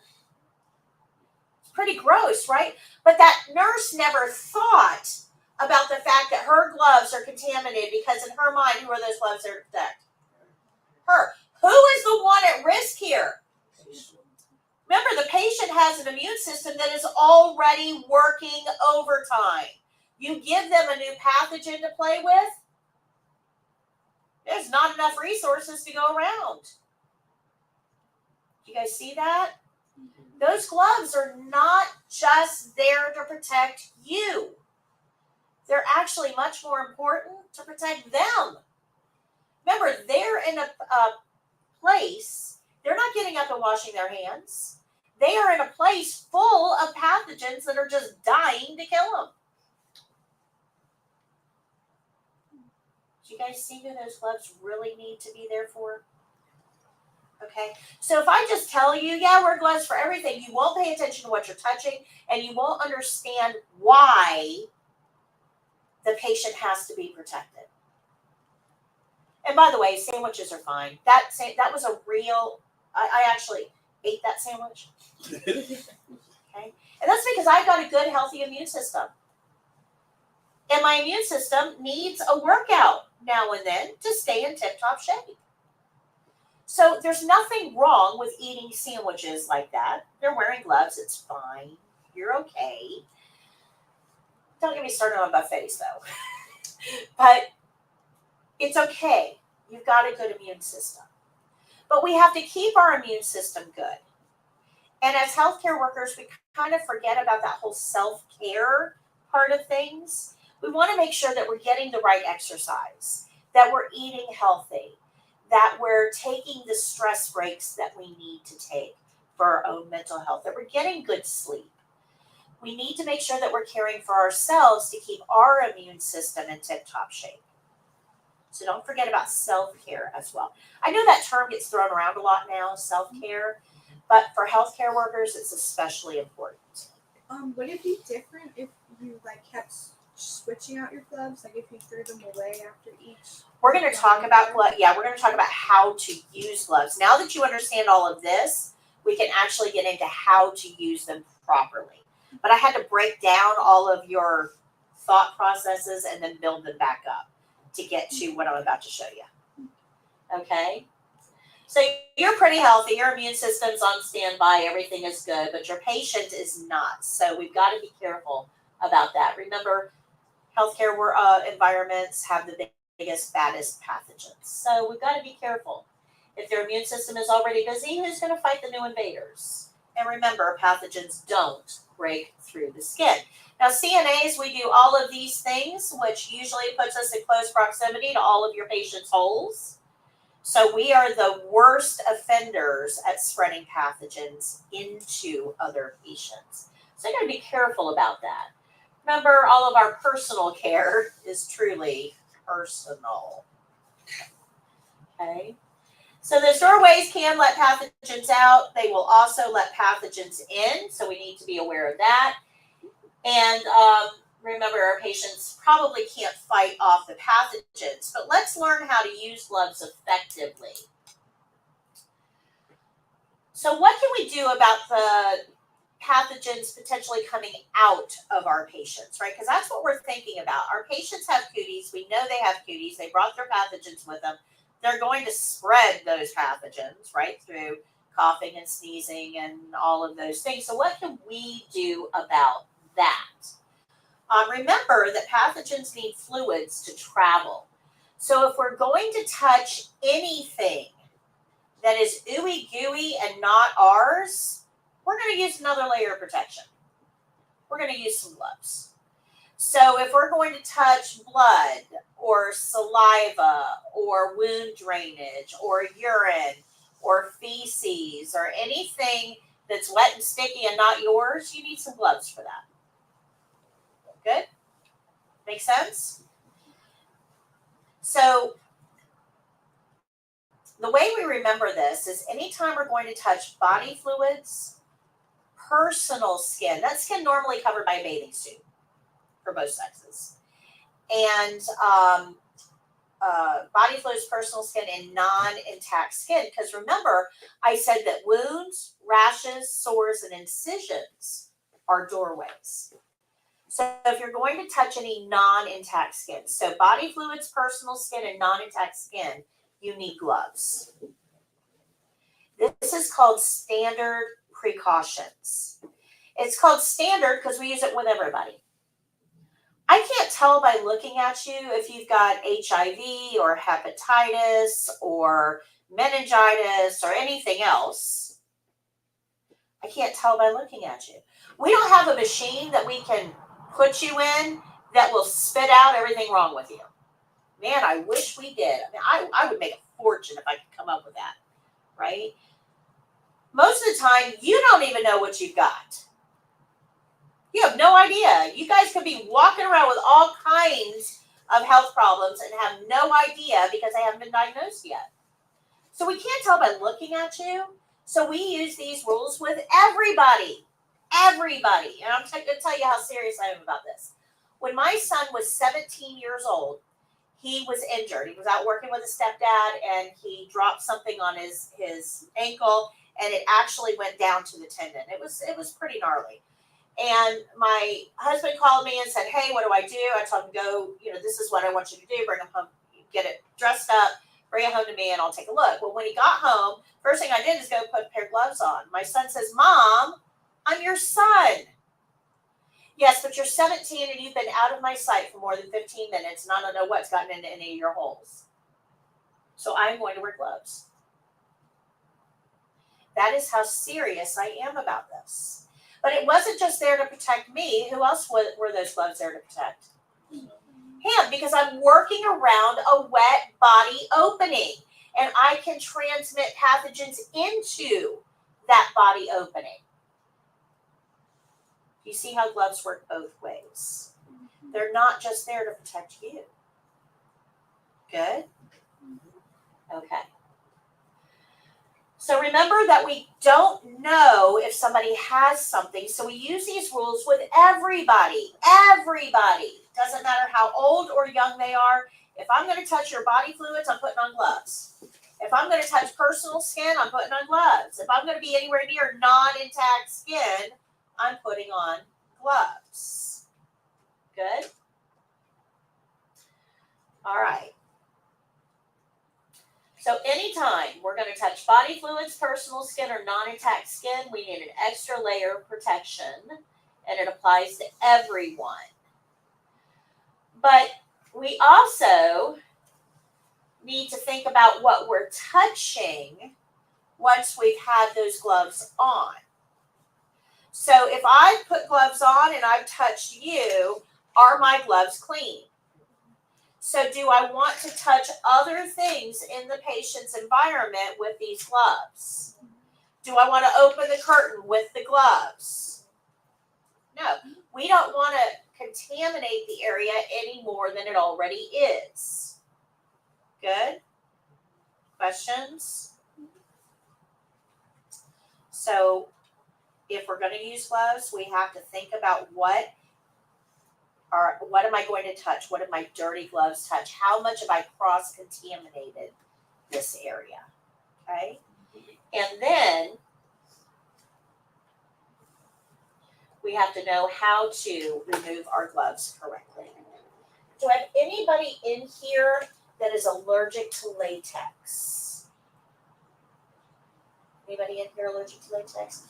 Okay, we're going to go ahead and take our break. And when I get back from break, we're going to do an experiment. I'm going to show you how to remove your soiled gloves correctly without contaminating the environment or yourself. So Becky says, I've been watching your videos, your lives. They've been so helpful. I passed my exams yesterday. Congratulations. Great job. We're so proud of you. All right, so let's go ahead and take our break. We'll come back in 15 minutes.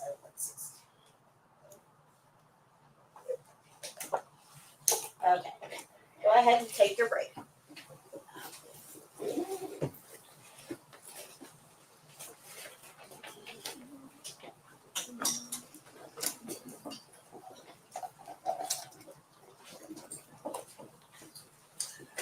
So I found that errand. Oh. I never worked. Oh. It was at home, yeah. Oh, I'm so happy you found it.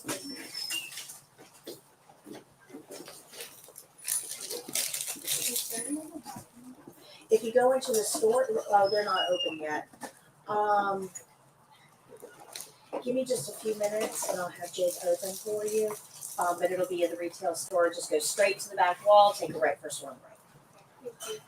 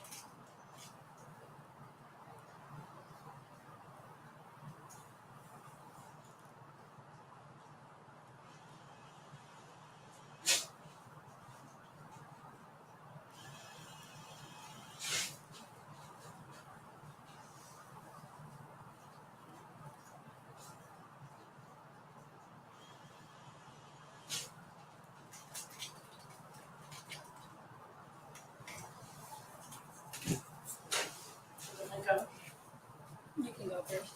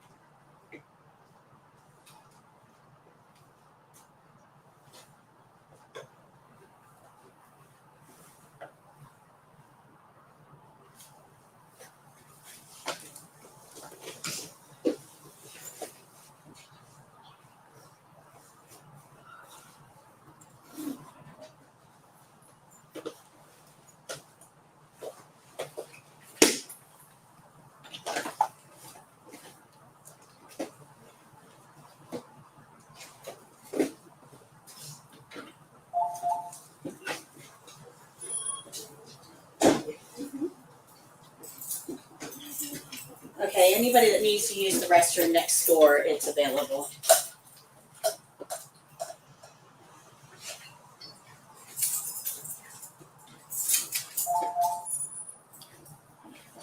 Just go right over there to the restroom.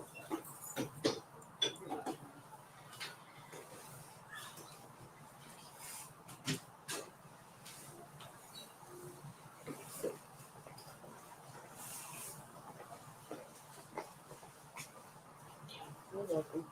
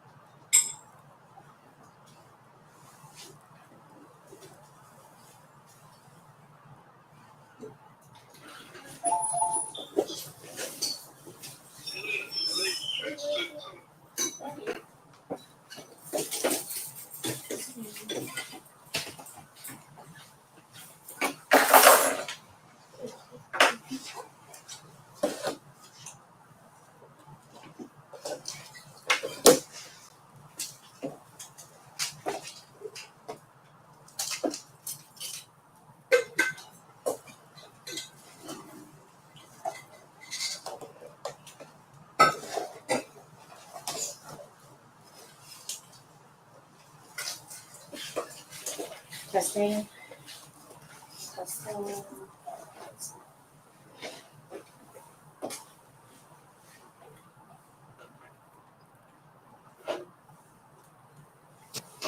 Testing. Okay. Now we're back. All right. Any questions so far? Oh, darn. Okay.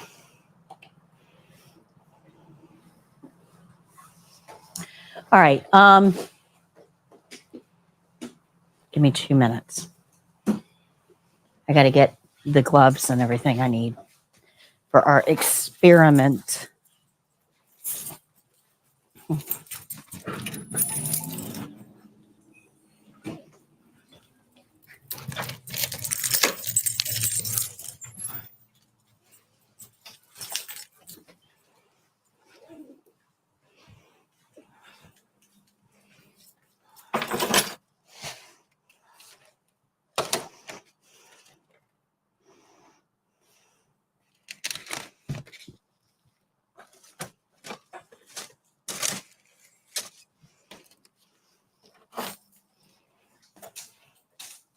Okay, those of you joining us from home, I know you can't see me right now, but if you're joining us from home, if you go get a paper plate, if you have gloves on hand, you can do this experiment with us. We need a paper plate, some food coloring, shaving cream, and gloves. So go ahead and collect if you want to play along.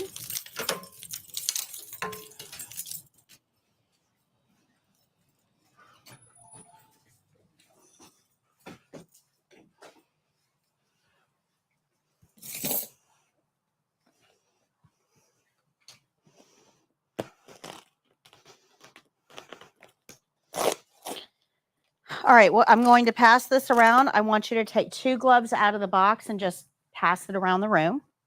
Take 2 gloves and pass it around.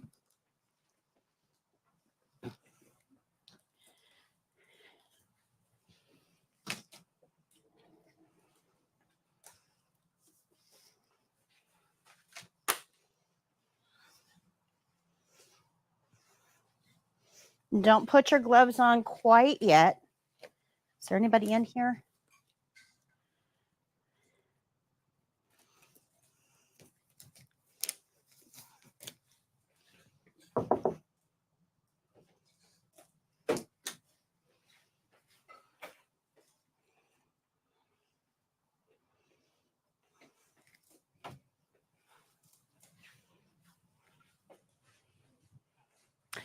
Okay, so those of you that are joining us from home, you can also do this experiment if you have gloves, shaving cream, food coloring, and paper plates. So take your paper plate. These are hard to separate with gloves on.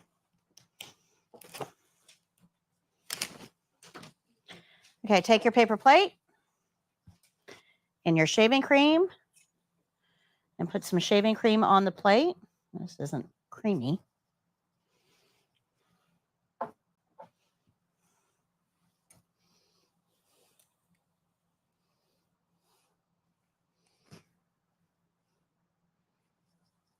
think my shaving cream is expired. There we go. That's better. So you put the shaving cream on the paper plate.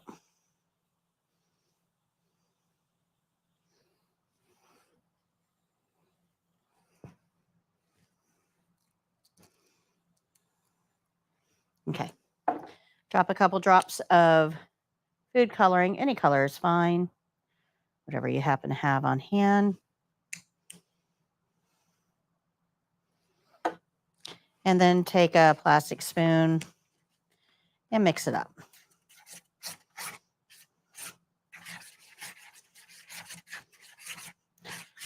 Okay, you guys can put your gloves on now.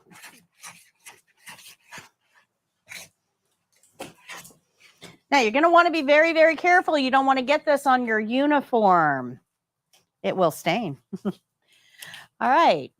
I'm going to put this here.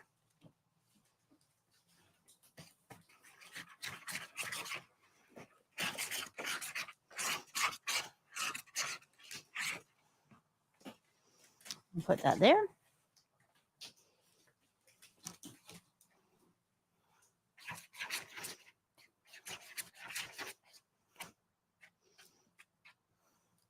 So you should have a paper plate with some colored food coloring on it at home. So over here, I'm going to put the paper plate here. And I want everybody to put a little bit of shaving cream on your gloves.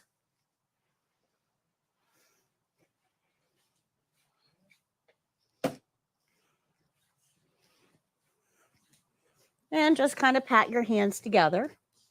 Don't get it on the outside. Just kind of pat your hands together. You'll probably have to walk around. Okay, so you should have some shaving cream on your gloves. Okay.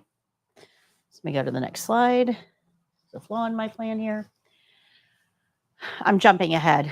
Okay. So this represents body fluids, biological material. Our gloves are clearly contaminated. Do we want to touch ourselves with these gloves? All right, so we got to figure out how to take them off without this stuff getting on our skin because we know it's going to stain.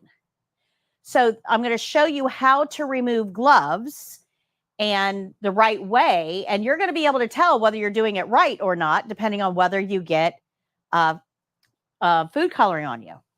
Okay, so this is how we remove gloves. Dirty glove can touch dirty glove all day long. This is fine. There's no problem here.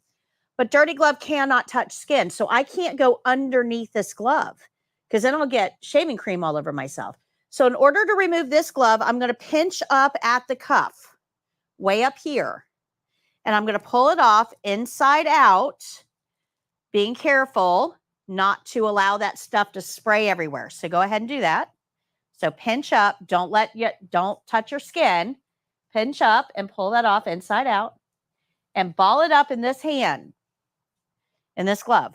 Ball it up so you have control over it. Don't touch it.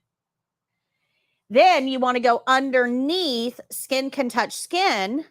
Don't put your thumb on the outside here. Go underneath and pull this one off inside out. So one inside out glove is inside the other inside out glove. Good? Good? Now, you can throw your gloves away.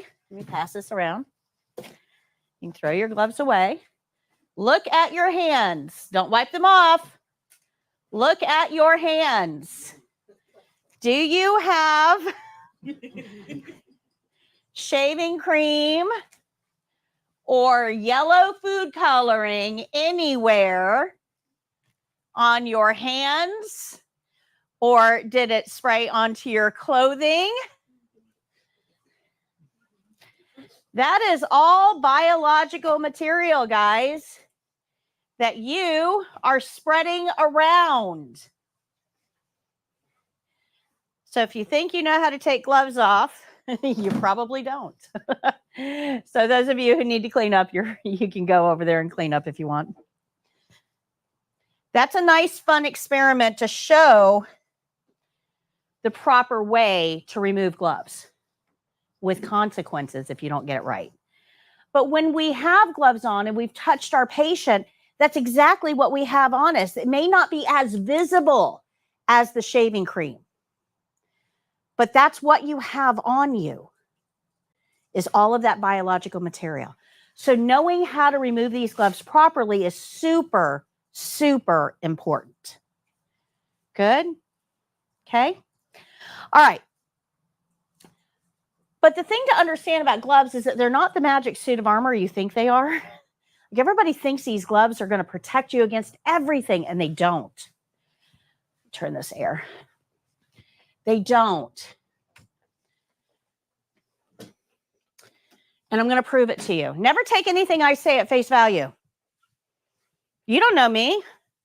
You're taking my word that I'm an expert, but you don't know. You have no proof. You have no proof that I'm an expert in anything. So you should always challenge yourself. Can I prove what's being told to me? So I'm going to prove it to you. Okay. So we've seen these guys, right? Helium balloons found at birthday parties.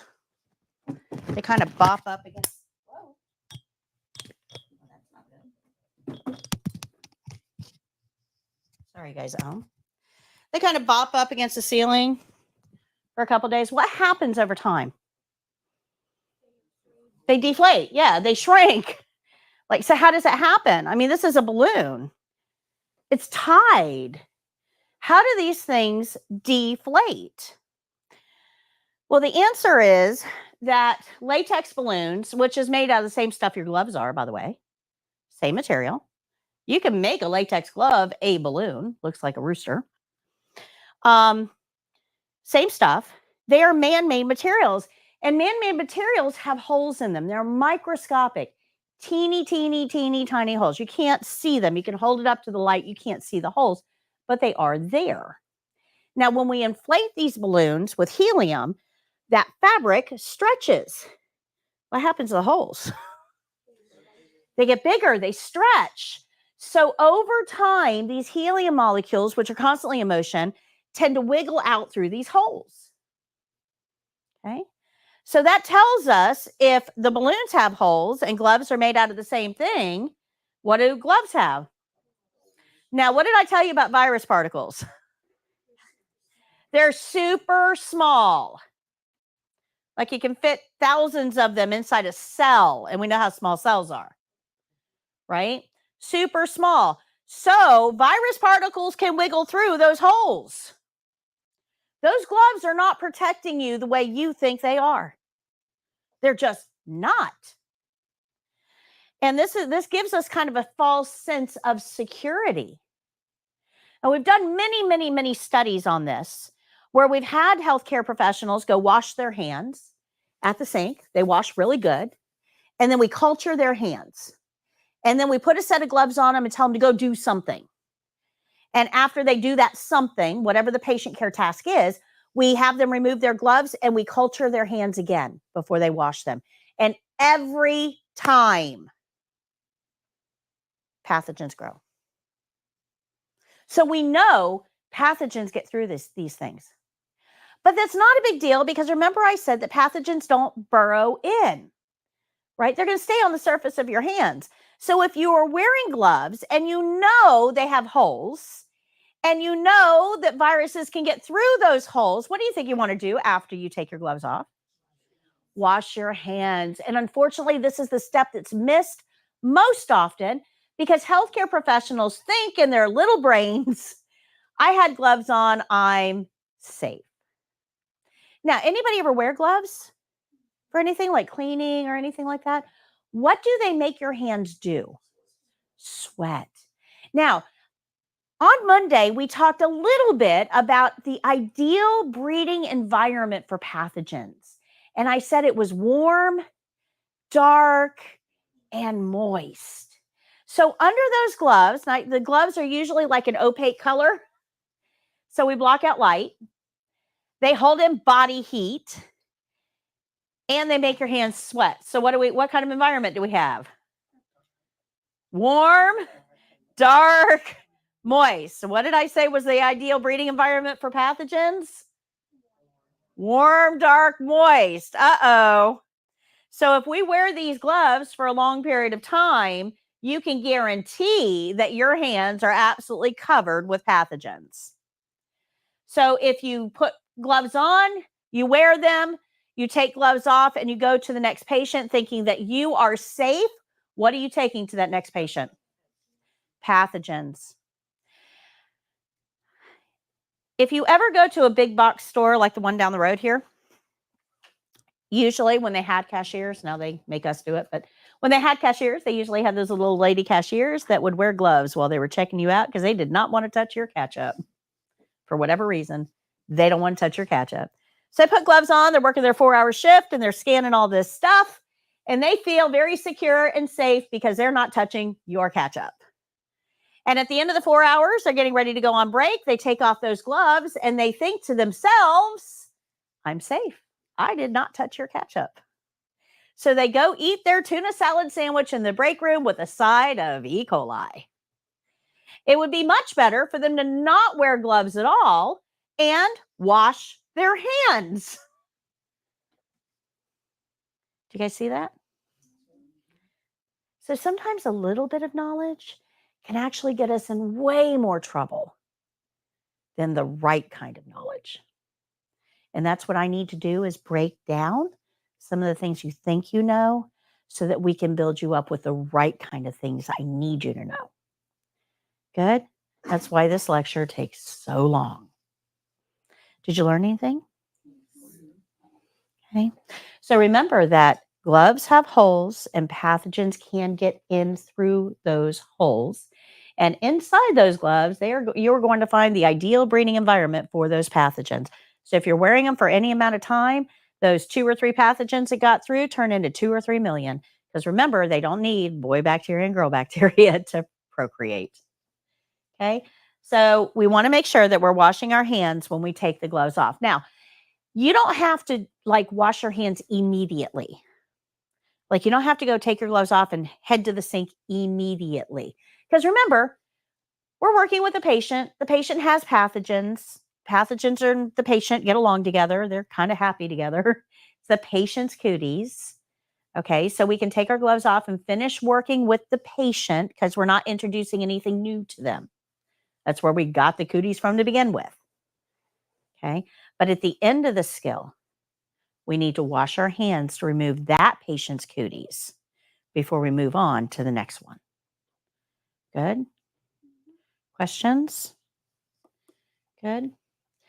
All right, page 43 has the glove removal steps. This is what we just went through. To recap, here's a picture for you. We're going to pinch up at the cuff. Remember, don't go underneath. We're going to pinch up at the cuff and pull that glove off inside out. Wind it up in the palm of that hand so it's not flailing around. And then you're going to take your bare hand and go underneath this cuff and pull it off as well. So one inside out glove is inside the other inside out glove. So this is the right way to remove gloves. For the test, if you choose to wear gloves when they're not necessary, you have added another checkpoint to the checklist because they will grade you on how you remove the gloves. They will also grade you on cross-contamination. If you don't use gloves when you don't need to, they actually have fewer things to check you off on, fewer opportunities to fail. The other problem is that these gloves cost money. They're not free. You use them like they're free, but they're not free. And during COVID, there was such a glove shortage that box of gloves right there went from about $7 to about $21. That's how much gloves for a box of gloves during COVID. Now they're right back to about 10. We'll never see 7 again, I don't think. But the problem is that if we're wearing gloves when we don't need to, that is an additional expense for our employer. If we're spending all of their money on gloves, where's the money for your raise coming from? See, that's the thing about employers. They don't have a magic money tree in the backyard that they can pick money from to pay you. We actually have to help them conserve the money to give us our paychecks. So if we're using supplies needlessly or stealing supplies from our employer, and that happens way more than you would think it does, that actually affects their ability to pay you appropriately. This is why wages are low. Pretty sad. But during the test, if you try to use gloves for something you don't need gloves for, like pulse or range of motion, they're actually probably going to tell you you don't need gloves for that because they don't want you to utilize supplies unnecessarily. Good? Makes sense? All right, so here's our principle. We are going to use gloves if we might touch body fluids, personal skin, or non-intact skin. We are going to use gloves, or if we do use gloves, the first thing they should touch is the patient. We've got to be careful about what else we're touching in the environment with those gloves on. And then at the end, we want to make sure that we're removing those soiled gloves correctly. Okay. Good. Any questions on gloves? Any questions on gloves? Not too bad, right? So now, out of the 11 principles that we have to learn, we have mastered 4. So let's move on and learn a few more. But first, we're going to learn pulse. So if you go to page 52, we've already looked at this page earlier today, but let's refresh. We have 4 principles, the big 4 that are always on every single skill. We're going to read the care plan. We're going to do our opening. We'll evaluate if we need gloves, and we're going to do our closing. We know those steps exist for this skill. But now we want to focus on skill-specific steps, and that's what we're going to go over now. But I want to show you something really quickly. I always think visuals help. Being able to see something rather than me just telling you about it can help. I just got to find the right one. Hold on. There it is. All right. So if you take a look at this, anything purple is skill rules. Anything green is opening. Anything yellow is glove rules. And anything red is closing, right? So those are the big 4. So these are the actual checklists, the checkpoints you need to accomplish for the state exam. Take a look at how many of these checkpoints are covered by just those 4 principles. Like 80%. 80%. So even if you never take the pulse, if you just do the opening, wash your hands, do your closing, and wash your hands, you will get 80%. Isn't that crazy? That's how important those steps are. So don't skip your opening. Don't skip your closing. And I've been doing this 17 years, and students will do this when they're practicing. They just kind of try to jump straight to the actual skill, taking the pulse. I just want to practice the pulse. I'm not going to do the opening or the close. I just want to practice the pulse. 80% of your grade is not pulse. So if you're skipping those steps when you're practicing, are you really practicing? No. Do the steps. Because what happens is if you get used to not doing the opening, do you know what you're going to do in the state test? You won't do the opening. You'll forget. 80%. Okay. Best place to practice your opening, guys, at home is in your bathroom. Best place to practice. Send everybody else out for ice cream because you'll sound funny talking to yourself. Best place to practice is your bathroom. You got a door to knock on. You got a person to talk to, the one in the mirror. You got a curtain that you can pull, the shower curtain. And you got a sink right there to wash your hands. Everything you need to practice the opening is in your bathroom. Write the steps on your mirror if you need to until you learn it. But by next week, you should be able to do the opening this quick. Knock, knock, knock. Hi, Miss Jones. My name is Patty. I'm your CNA today. How are you? I'm here to whatever. Is that okay? I'm going to close your curtain, wash my hands, get my supplies. I'll be right back. You should be able to recite it that easily by next week because I'm going to cram a whole bunch more into you. And if you don't have that down, you're really going to struggle moving forward. Okay. The opening is super important because during the test, your brain is going to leave the building. It will. You are stressed. Let me tell you, there is nothing like the test to stress you out. You will be stressed. When you're stressed, your brain closes down and you won't know where to start. I don't know what to do. I don't know what to do. I don't know where to start. And that's why I tell you every skill begins with the opening. Every opening begins with a knock. You should be able to get to that. Even when your brain has fled, you should be able to get to that. Every skill begins with an opening. Every opening begins with a knock. You should be able to get to that.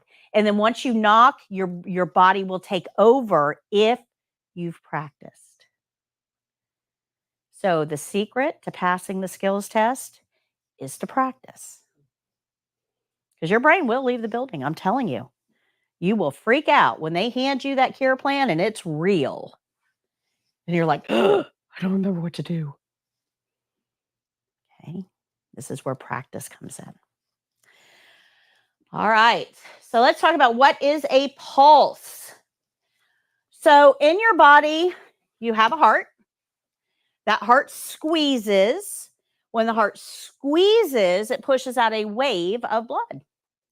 That wave pushes the one in front of it. That wave pushes the one in front of it. That wave pushes the one in front of it. And this is how blood moves through your circulatory system. Slasher movies get this right. You ever watch a slasher movie? Body part comes off, blood spurts. It doesn't stream.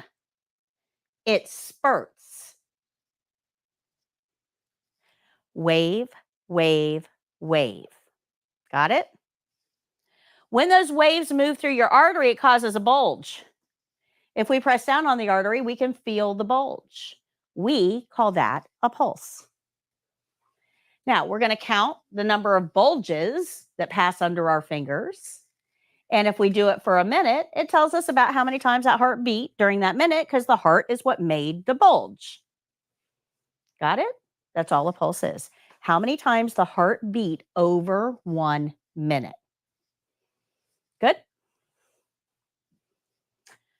All right, so we're going to push down lightly on the artery. Now, the problem is that everybody's arteries are varying distances from the surface of the skin. So some people's arteries are super close to the top.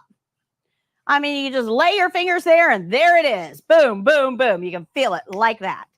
Some people's arteries are buried a little deeper under muscle or fat or tissue, and you have to press down a little bit harder. We don't know who's who. So we start light. If we don't feel it, we press a little harder, a little harder, a little harder, a little harder, a little harder until we pick it up. Don't press too hard though, because it's like a straw. If I'm drinking through my straw and it's open, I get liquid. If I pinch that straw closed, no liquid. That's what happens with an artery. If you press too hard, you literally block it off. You won't feel any thumps. So start light, gradually increase your pressure until you can find it. Good? Now we got to figure out where do we put our fingers? Where do we press? Now, there's lots of pulse points in the body. Lots of pulse points. But the one that we're going to use is called the radial pulse.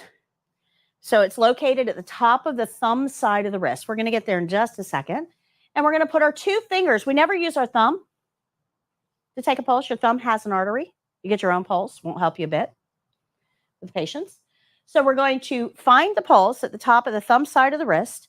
We're going to put 2 fingers, not your thumb, lightly press a little harder, a little harder, a little harder until we can feel the thumps. And then we're going to start counting them. Now, you want to count inside your head, not out loud. Patients get a little wonky when you just stand there and 1, 2, 3, 4. They think something is about to take off. So we're going to count quietly in our head. Normal is between 60 and 100. So hopefully we're going to get somewhere in that range, but we might not. Your patient may have a pulse that's over 100. What would you do with that information? Report it. Your patient may have a pulse that's under 60. What would you do? Report it. But sometimes we have to report even normals. So what if I got, 96? Now, 96 is normal because remember, normal is between 60 and 100, right? So 96 sounds a little fast, but it's actually in the normal range. I go to record it.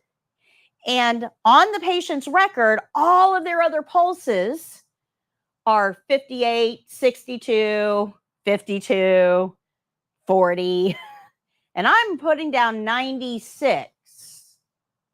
Now, 96 is normal according to this, but is it normal for the patient?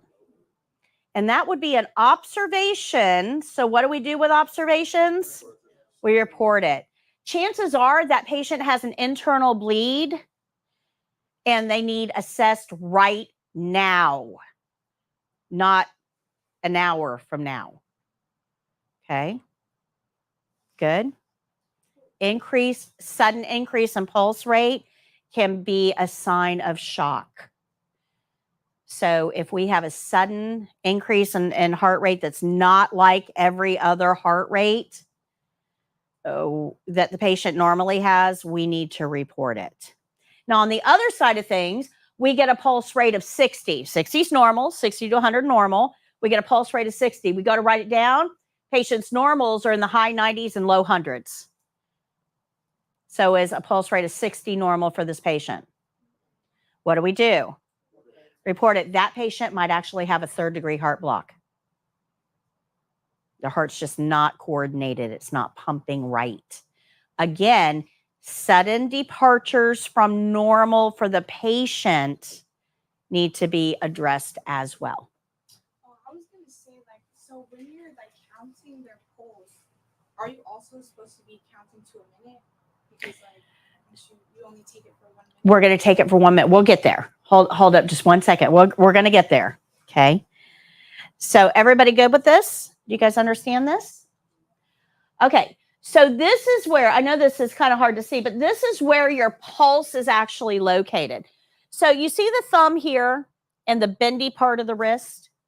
The pulse is going to be located just below the bendy part of the wrist on the thumb side. Now you actually have a pulse down here too. This is called the ulnar pulse, down at the pinky area down here, but it's smaller, it's buried deeper, and it actually doesn't follow our care plan. We'll get to that in a minute. So we're going to use the radial pulse at the wrist. So we're going to put 2 fingers just below the bendy part of the wrist up near the thumb side. But let me show you how to find it easy the first time.